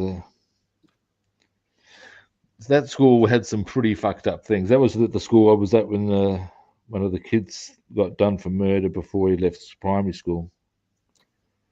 Got what? Um, What? yeah, a guy who got into school with committed murder while he's in primary school. Oh shit! Yeah, it was a pretty rough school, as you can gather. And there was one kid who was particularly vile. He was just a pain in the ass to everyone. Not Just sure what like his that. story was, but he was nasty. And because I was the librarian's son, and my mum was pretty full on with people, like if they were misbehaving, she would bollock them back to the Stone Age. Of course, this puts a pretty big set of crosshairs on you as the child of said teacher. Yep. And anyway, this kid Stephen Skalderman would always be on my case because Mum had always been on his case. And anyway, one day his usual trick was to do stuff like spit at me and all sorts of shit, and then run, Oh, and then run, knowing that he could outrun me. But one day he totally miscalculated shit, and I caught him. And apparently, this is as my mother used to tell her, she was in the library and this kid's come in saying, Mrs. Astill, Robert's got Stephen Skalderman between him and a wall. And my mum's just replied, yeah, how's he going? And the response was, pretty good. And she's okay. And just let nature run its course. And basically, I've given this kid an absolute shellacking. And the humorous part here kicks in when, because of course, I've dished out the deserved hiding. And of course, this cannot be not noticed by some of the staff. And according to my mum, because the deputy heads had to tell me off for being violent towards the other children. oh shit! No, but here's the beautiful part. He reckons that, according to my mum, afterwards he's had to go in and say to my mum, I felt so awful. What I actually felt like saying is, good on you. But he had to do the deputy head thing of, no, you can't do that, rah, rah, rah. Yeah. Because, of course, that's his job ultimately. He can't just not say anything. Yep. But yeah, apparently the guy in question made sure he never got in that sort of position with me again. Hell, So I must have well, done a pretty good number on him. absolutely. Be looking like that. Serves the cunt right. Anyway.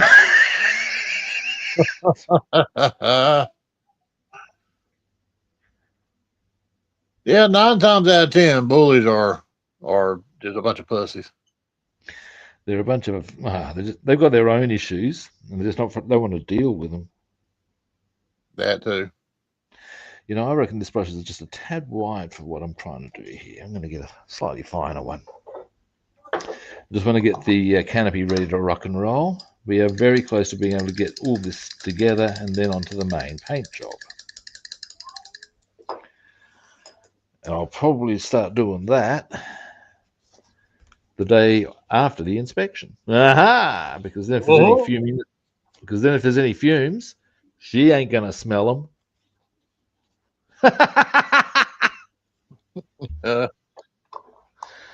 Yeah, it's a bit of a thing over here with the land agents. They can be a complete pain in the ass, or they can be all right. Depends who you got. Mine's a pain in the ass. So you sort of work with that as best you can. And given that, for the most part, where I live is actually pretty good, I just play the game. You know what I'm saying? Yeah. You don't have to like the game, but you got to play the game. There we go. That's better. There we go. So there's our front canopy prepped on the outside, at least. Yep. Now, this is a bit freaky. That's number 3 we're after. What an unusually configured canopy it is. By which I'm talking about the various bars and stuff. It's really unusual. Oh well, whatever. It's all good.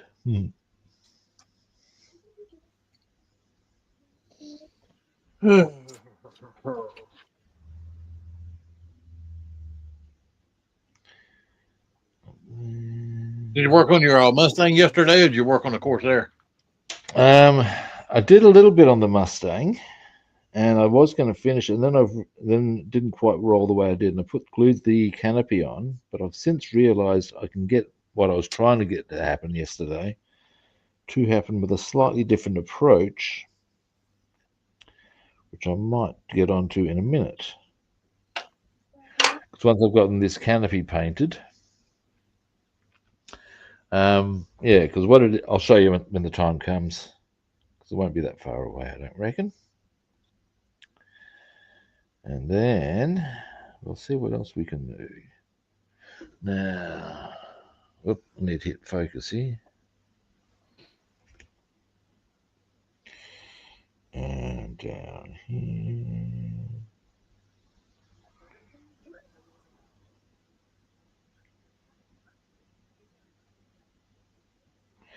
There we go. And now we go. This is where I view it as a wee bit freaky. Oops. It's a curve here. Very thin curve. Which I find kind of strange.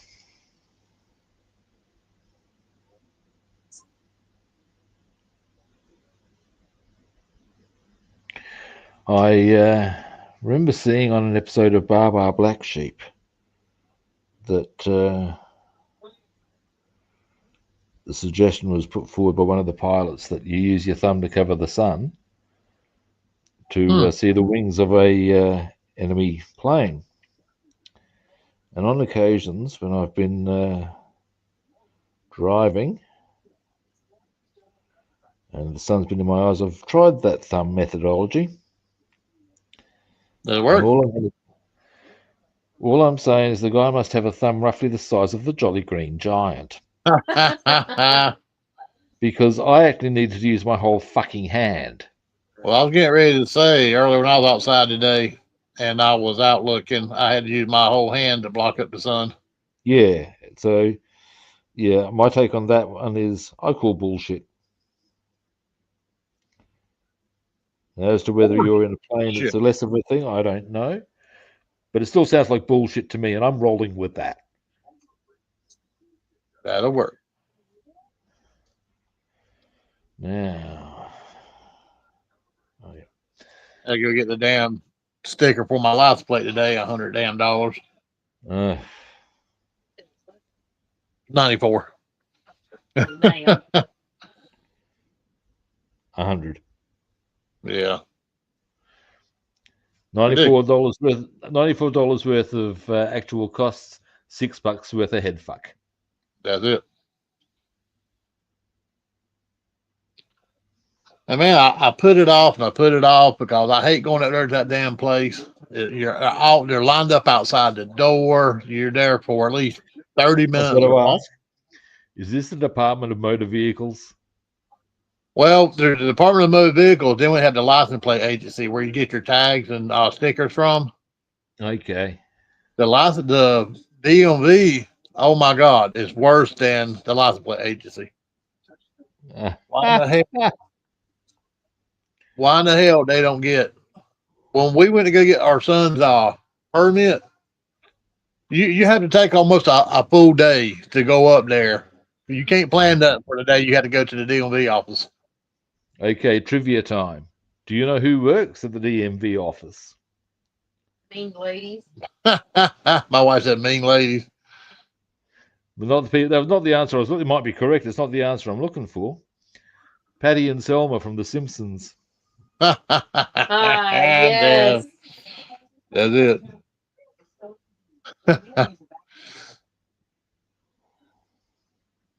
I know they had to deal with a lot of people, but man, they have no personality. Oh, look, some people are just assholes, man. They seem to think that because they're in a position, they are required to be, I don't know what the term is, pedantic. Yeah. And what they don't seem to realize is the pedantry actually isn't helpful. It's extremely annoying. It makes you want to take to the person who's being that way with a baseball bat. To the fucking back of the head. Oh, repeatedly. Why? Because they fucking deserve it. But, granted, the public, they can be, what's the word I'm looking for? Assholes. Yeah. There are some people out there who really don't help anyone's cause at all, period. These are facts. But that doesn't mean that they need to, and that would be very testing of their patience. Doesn't mean they have to be assholes to those people, Well, everywhere I go, I try to be just as nice as I can to everybody. Well, life's much easier that way, I find. Yeah, why be an asshole? Here's the thing. I try to be as nice a guy as I can be. Because I know that when I'm pissed off, I'm very unpleasant. Yes. But I justify that, you see, on the grounds of if I'm nice to everybody, I'm very patient and all the rest of it, and try not to be angry. If they've pushed me that way, well, fuck them. Yeah. They can experience my unpleasantness. You will get that attitude. If I'm pushed that way, fuck them. We were at the preferred option at all. We were at the Walmart today. I had to pick up a few things, and the self checkout. They got these cameras right above each register, and if you move one thing wrong and it don't go over that register, or if you scan it with the gun and then try to bag it, it'll flag it, and then associate have to come over there and clear out the register. And this poor girl, I was making jokes, I was being funny, because it was our fault. We were being stupid. We rung up the stuff and then we pick it up and put it in a bag. And of course, they thought we were stealing it. Yeah. And I was trying to make light of the situation and be joking. And this girl was just being nasty, just ugly about it. Like all she's doing is fucking standing there holding up the pole. You inconvenienced her. Yeah, I inconvenienced her, what my wife said. I remember one guy. This is at just some local shops, and it seems like such a small thing, but there was a line up, and he didn't have much. I'll grant him that. I think he had 2 items, and he's in the line. Is this young couple who are clearly from India, and he's just sidled up to them. He said, "Oh, I only got these small things. I'll just go ahead." And they sort of seem to feel a bit uncomfortable about, is this how this rolls in this country, or is this not okay? Or they seem to be unsure how to proceed with this. And also, I think there may even have been a bit of, dare I say it, immigrant nerves, not sure as to whether they should make a scene, sort of a thing. Yeah, I get And when I've realized this, I've just glared at the guy, shook my head and said, "Get out." And while they've gone in to be served, I said, "Look, mate, you don't go pushing in." I basically told him what it is. "Oh, it didn't me." "Oh, yes, you did. Now stop it. Yeah. Get out there in the back of the line. Fuck you." This he then did. He's a fucking idiot. Yeah, he knew he was doing wrong. They ain't gonna lie about it. Yeah, that was the thing that pissed me even more. "Oh, it didn't mean." "Yes, you did. You knew full well what you were doing." Cut Yep, that nonsense out. 100%.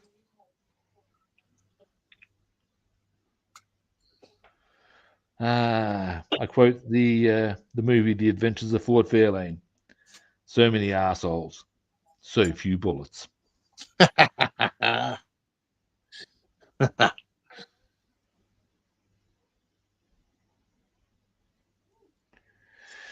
Now, almost got the outside of this done.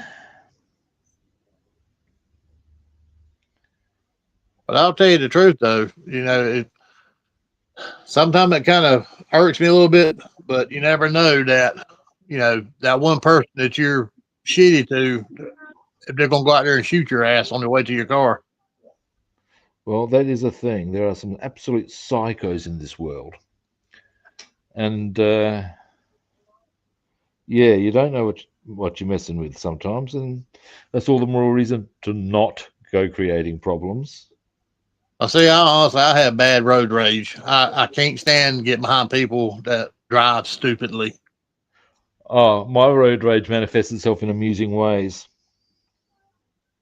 Because what my pet hate is being tailgated. Oh, yes, sir. I hate that with a passion that few people can muster. And in fact, yesterday, I got to play my game of "You enjoying this, son?" with a couple of people. Because, yeah, I'm in a 100-kilometer-an-hour zone. That's about 60 miles an hour. Okay. And this guy starts tailgating me. My response is to take my foot off my accelerator first and glare at them in the rear vision mirror. Anyway, if they're really unlucky and piss me off enough, when they go to accelerate up the inside, I'll then accelerate further and wedge them in front of the vehicle they've caught up with, and then I'll still slow down again. 2 guys did this, tailgated me sufficiently that I took them to town on this little methodology. Eventually, one got past and the boogie down.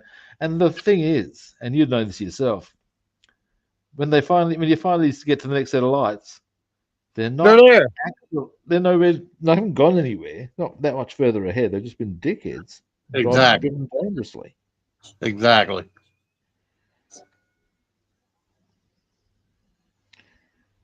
Yeah. Although I think most amusing road rage effort was I was in town, and this guy, I've come around a corner, indicated I'm changing lanes, and this guy who's just flooring it comes hammering up behind me and leans on his horn. And as I looked in my rear vision mirror, I could see he was a wannabe gangster. Oh shit. And as a person who was a bouncer for 13 years, I don't take shit from these sorts of morons. I've dealt with the real ones. And anyway, next set of lights, I've gotten out of my car.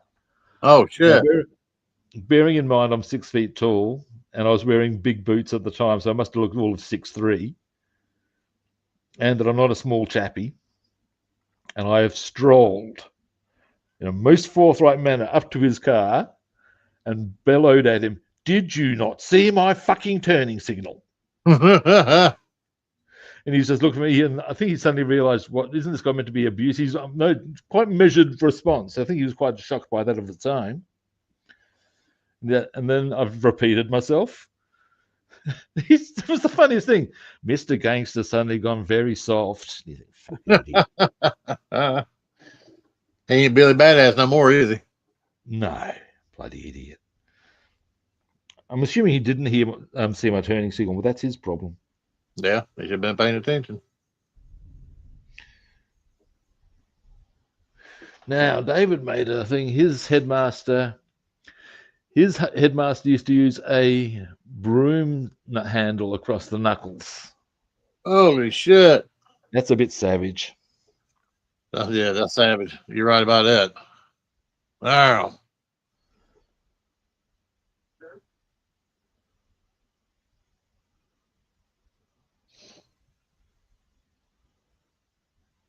Yeah, Mr. Munson used to sit there at the desk and take his paddle and he'll have it out. And he'd sit there and pop himself on the hand, like daring one of us to get out of the line so he can paddle us. Yeah, I get the gist. It's the thing of, yes, I could use this. There was a teacher at Ignatius. That was the senior school I went to. And he was known that back in the day when the strap was a thing, what he would do, because of course what a smart student would do is try and ride the impact. And what he would do was actually require the student to bring their hand up to meet it. Oh. Yeah. And now, to be fair to the teacher in question, I would say, in my experience, he was always a very fair and patient man. So if you incurred his wrath to the point that you were receiving the strap, you probably fucking deserved it. Years later, when I was working as a courier, I actually bumped into him. It was it was interesting to have chats to him because he was so cool. Outside of that sort of environment, he was a very cool guy, actually. And I remember saying to him that I don't know how the hell he put up with the little shits at the school. And his comment was actually quite interesting. He said, "Look, guys like you are fine. You could tell me what was what, and I would listen." He said, "But then you get the spoiled little shits from the rich suburbs." Oh, yeah. And he said, and because mummy and daddy would look after shit, they were just hopeless. Yeah, I hate them little pricks going to school, them little rich. Oh, baseball bat. In fact, that is the technical term, I think. Baseball bat rating. That pretty much covers the subject matter. That's what they deserve. Baseball bat rating.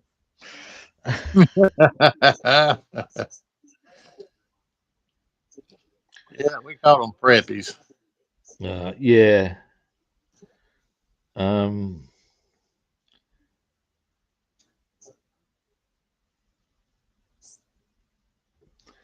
The term that used to gets tried out in Australia and possibly in the US, I'd say, and possibly in the UK as well, is Spooner. Spooner, spoon fed. You've got a silver spoon in your mouth. Yep.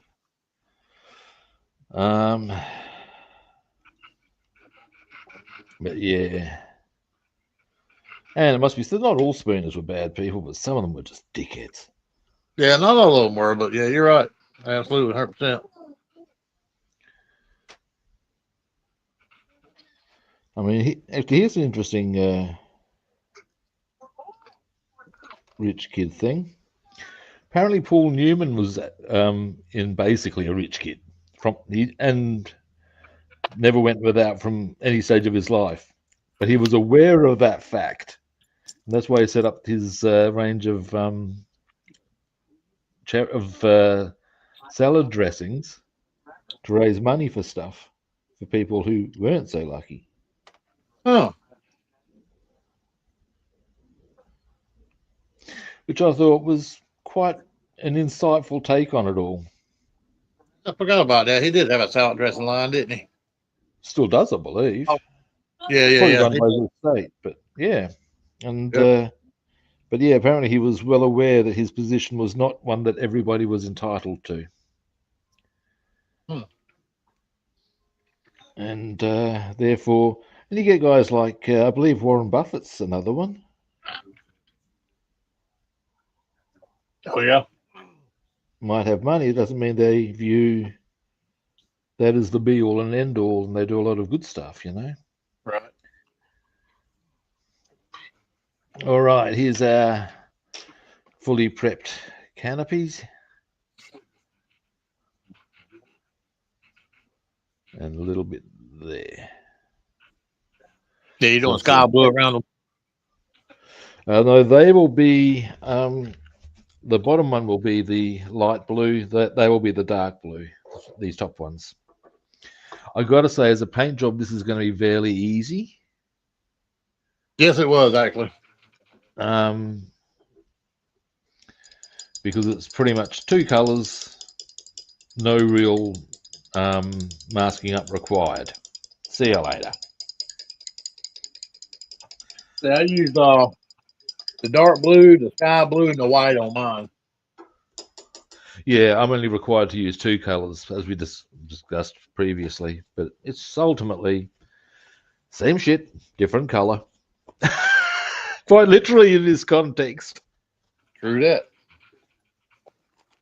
Now, next.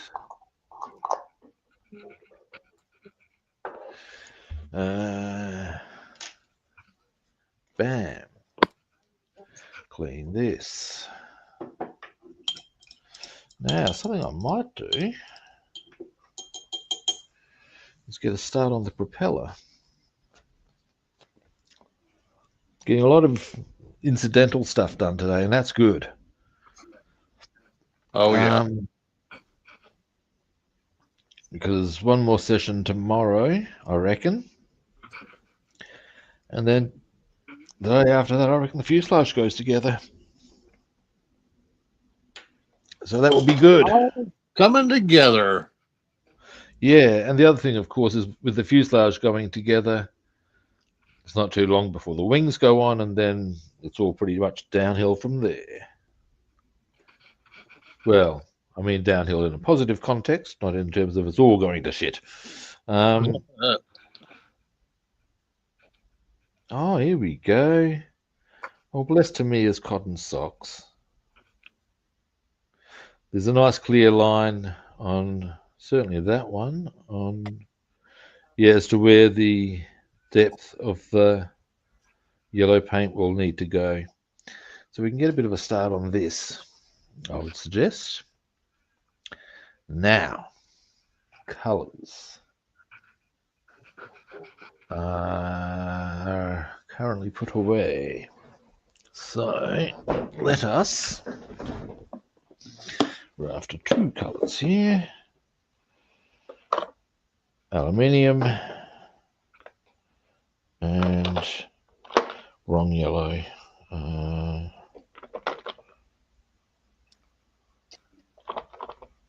No. Oh. Have you done any helicopters?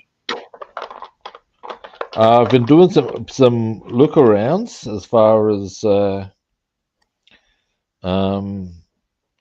options. There's a few I'm looking at. I'm considering the doing a Huey, because that is a bit of a classic, like the Vietnam one. Yeah, that's what I've got. Here we go. Chip. There we go. I got the paint printed there as well. Now, something I need to do. I will be back very shortly. Give me a couple of minutes. No worries. And I shall return.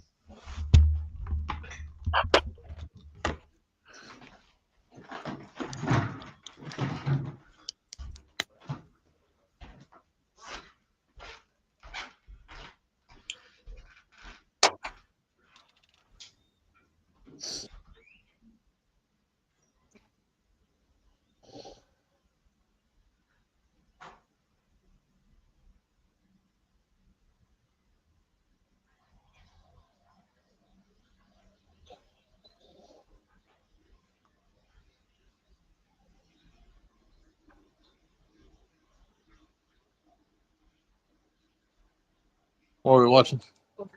Photographs.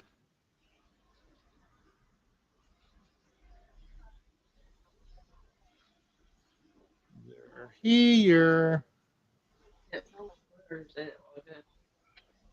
Oh man, she done said it. I missed it. Was he done? No, he had to go get something. Oh. Are you on me? No. Oh. Nope.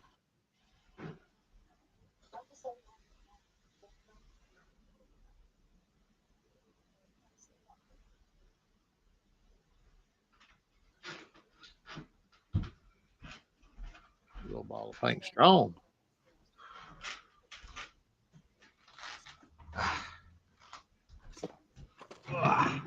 Hey, what are you doing?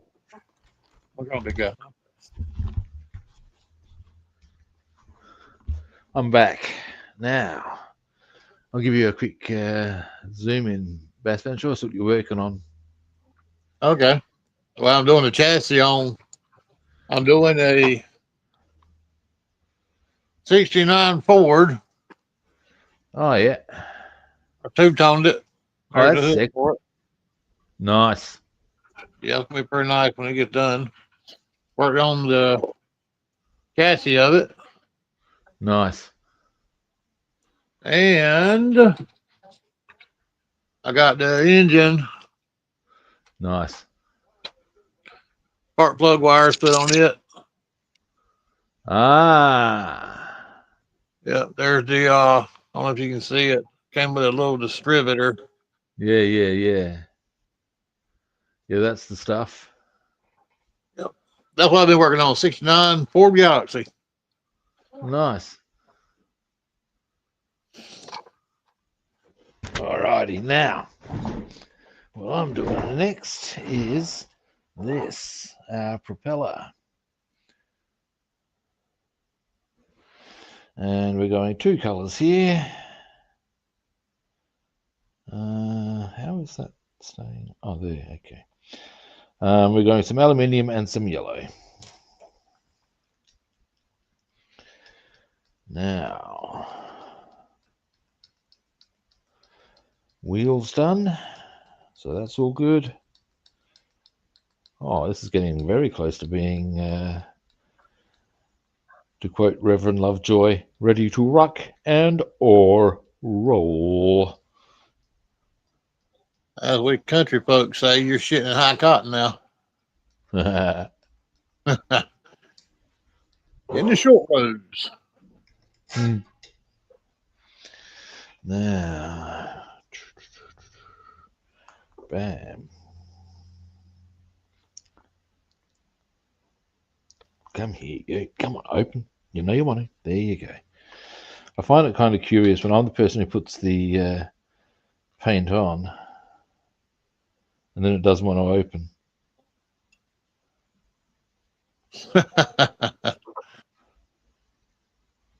Yeah. What What's goes that? on with that? Is it some kind of, cunning plan on behalf of the paint in question? One wonders. One wonders. Oh, We'll go with this one. Now, this won't take us long on the aluminium part. And then we only have to worry about the black on this.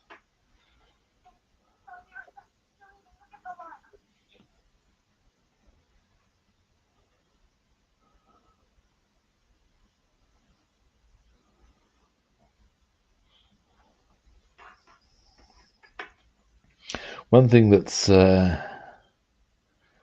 about this is completely irrelevant and quite random statement. The weather being sufficiently shitty that I'm not able to go fishing. Something that's good about it is that, well, at least the garden's getting a good watering. yeah.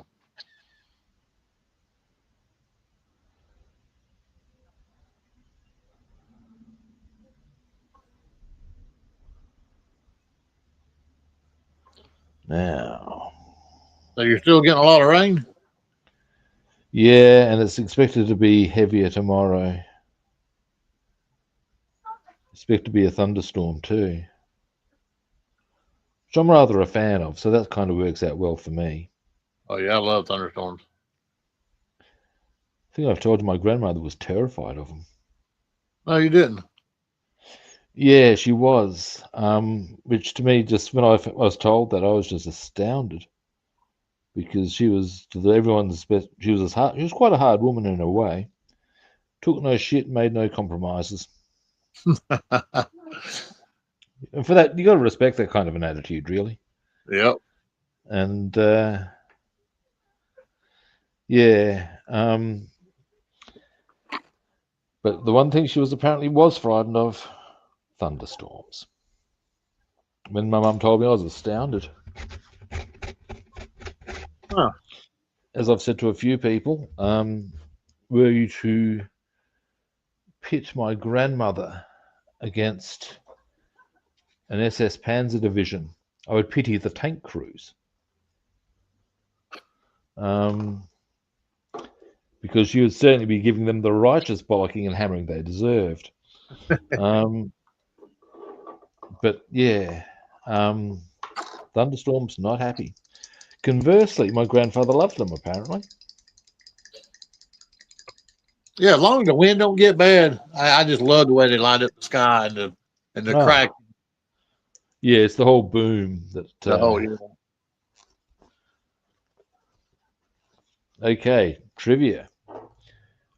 Do you know what the Vikings thought caused the thunder? Huh. I do not. It was the wheels of Thor's chariot as he rode through the heavens. Wow. Huh.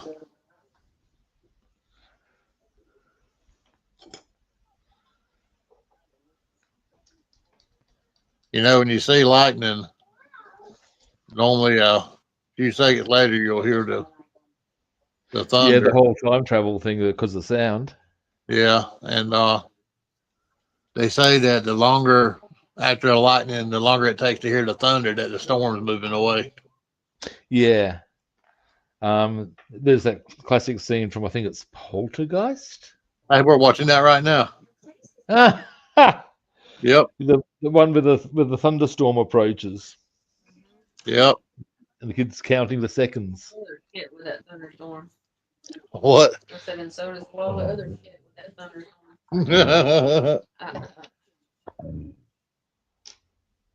They're here. That's the one. I remember seeing a on Family Guy. They did a parody of Poltergeist called Petergeist, Teacher guy. and Stewie gets taken through to the extra dimension.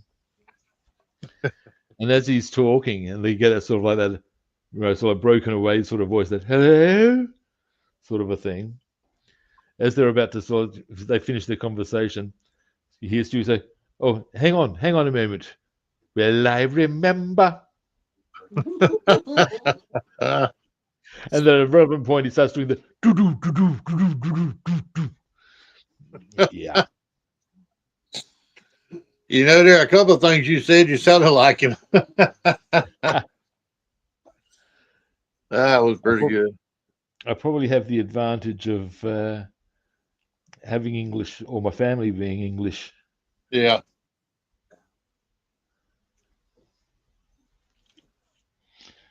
But yeah, Stewie, eh?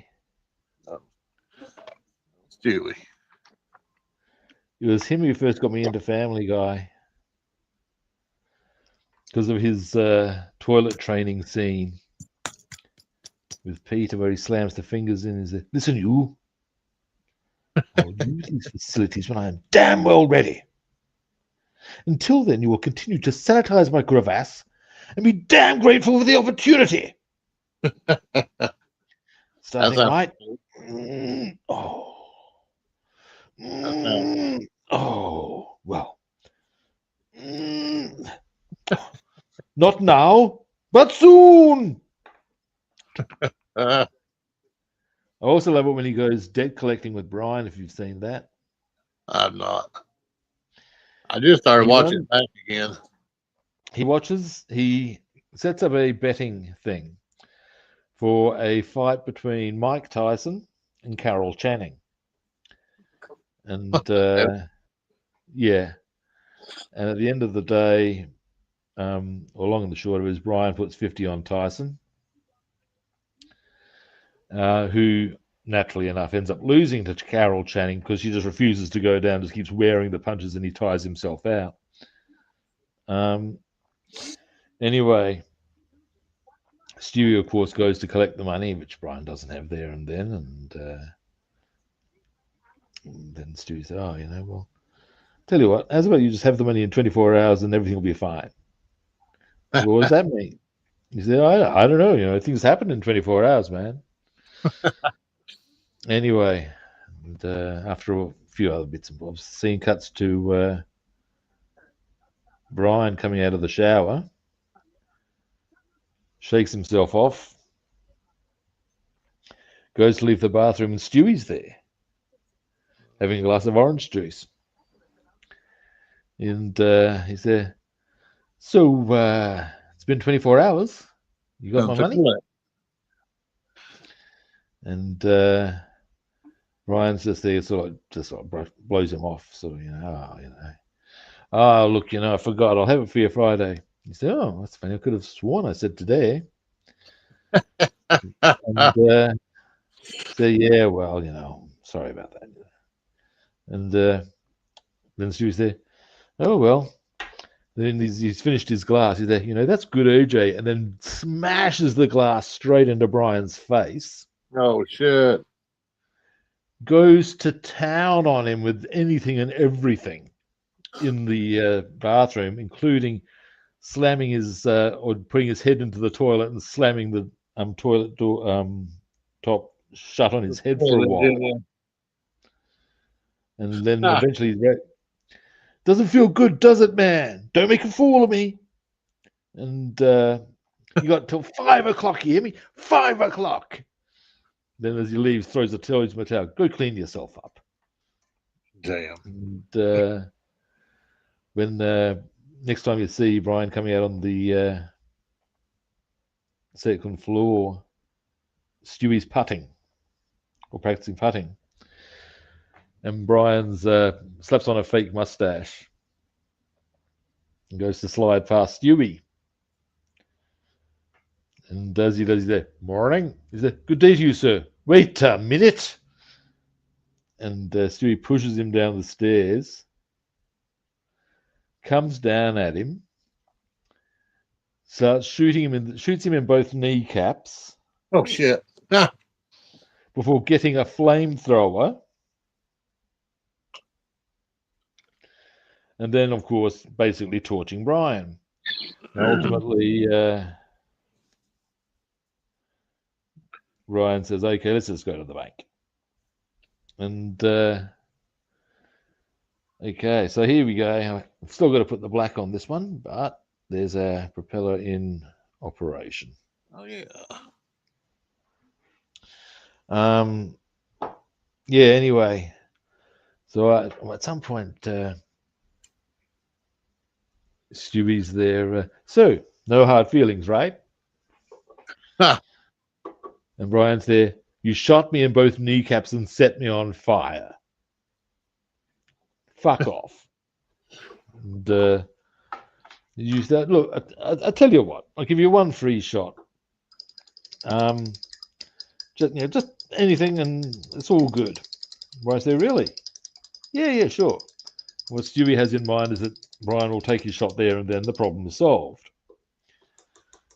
And ultimately, of course, Brian's got other plans on that one, and it's keeping Stewie in suspense. And like we all know, suspense is half the fun. Absolutely. And basically, it's tormenting Stewie with when's it going to come. But so I'm putting his fist back and then just not coming through with it. Pretending he's going to hit him and then not doing it. And Stewie's getting incredibly edgy. And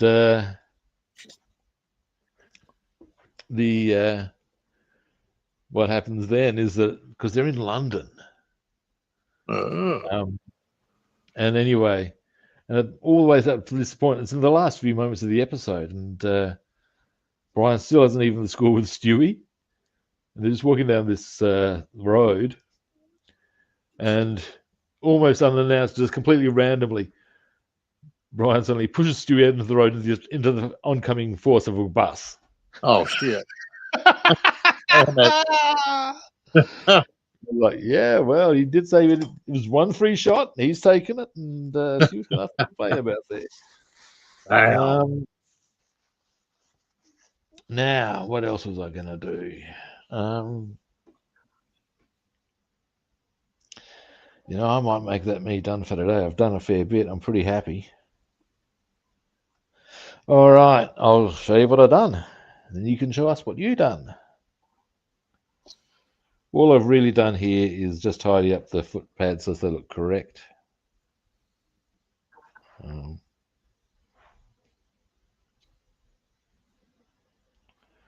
So yeah. Yeah, that looks really good. And of course, I've got these prepped so they can be painted properly. And I got the chair in.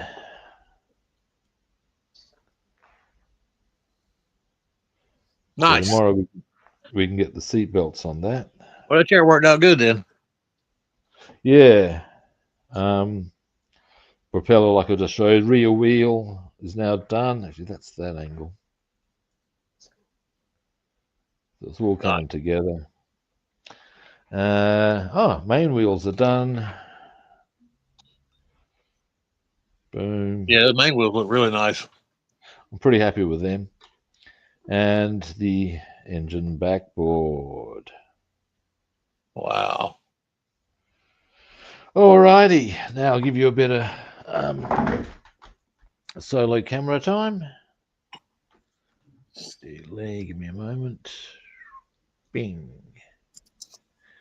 On the 69 Ford Galaxy, I got the chassis painted out, exhaust pipes, mufflers done.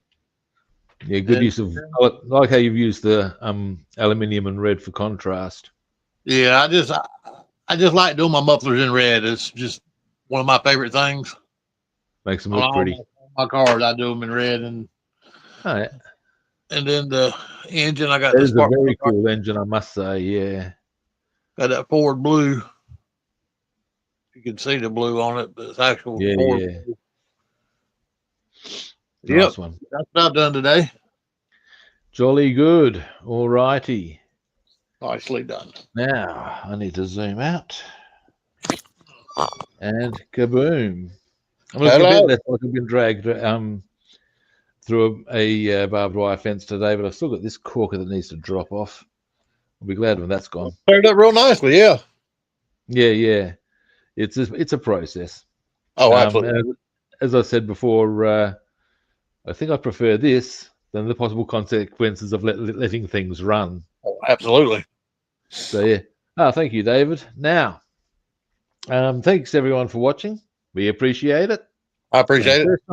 First time viewers, magic button for you. Follow, like, or subscribe. It's quite a simple equation. Other platforms, I'm Rob the Builder on Facebook and YouTube, and Robster the Builder on Instagram and Twitch, and we follow, like, or subscribe. And tomorrow I will be back, and I think we'll be getting well stuck into we may even get the fuselage together tomorrow, depending on factors X, Y, and Z. We'll see how that rolls out. All right. Sound like a plan. But even if I do just get the interior set that we can do that, I'll be happy with that. All righty. At the end of the day, that's us done and dusted, and we will catch you tomorrow at a similar kit time and on the same kit channel. Catch you guys then. See yous.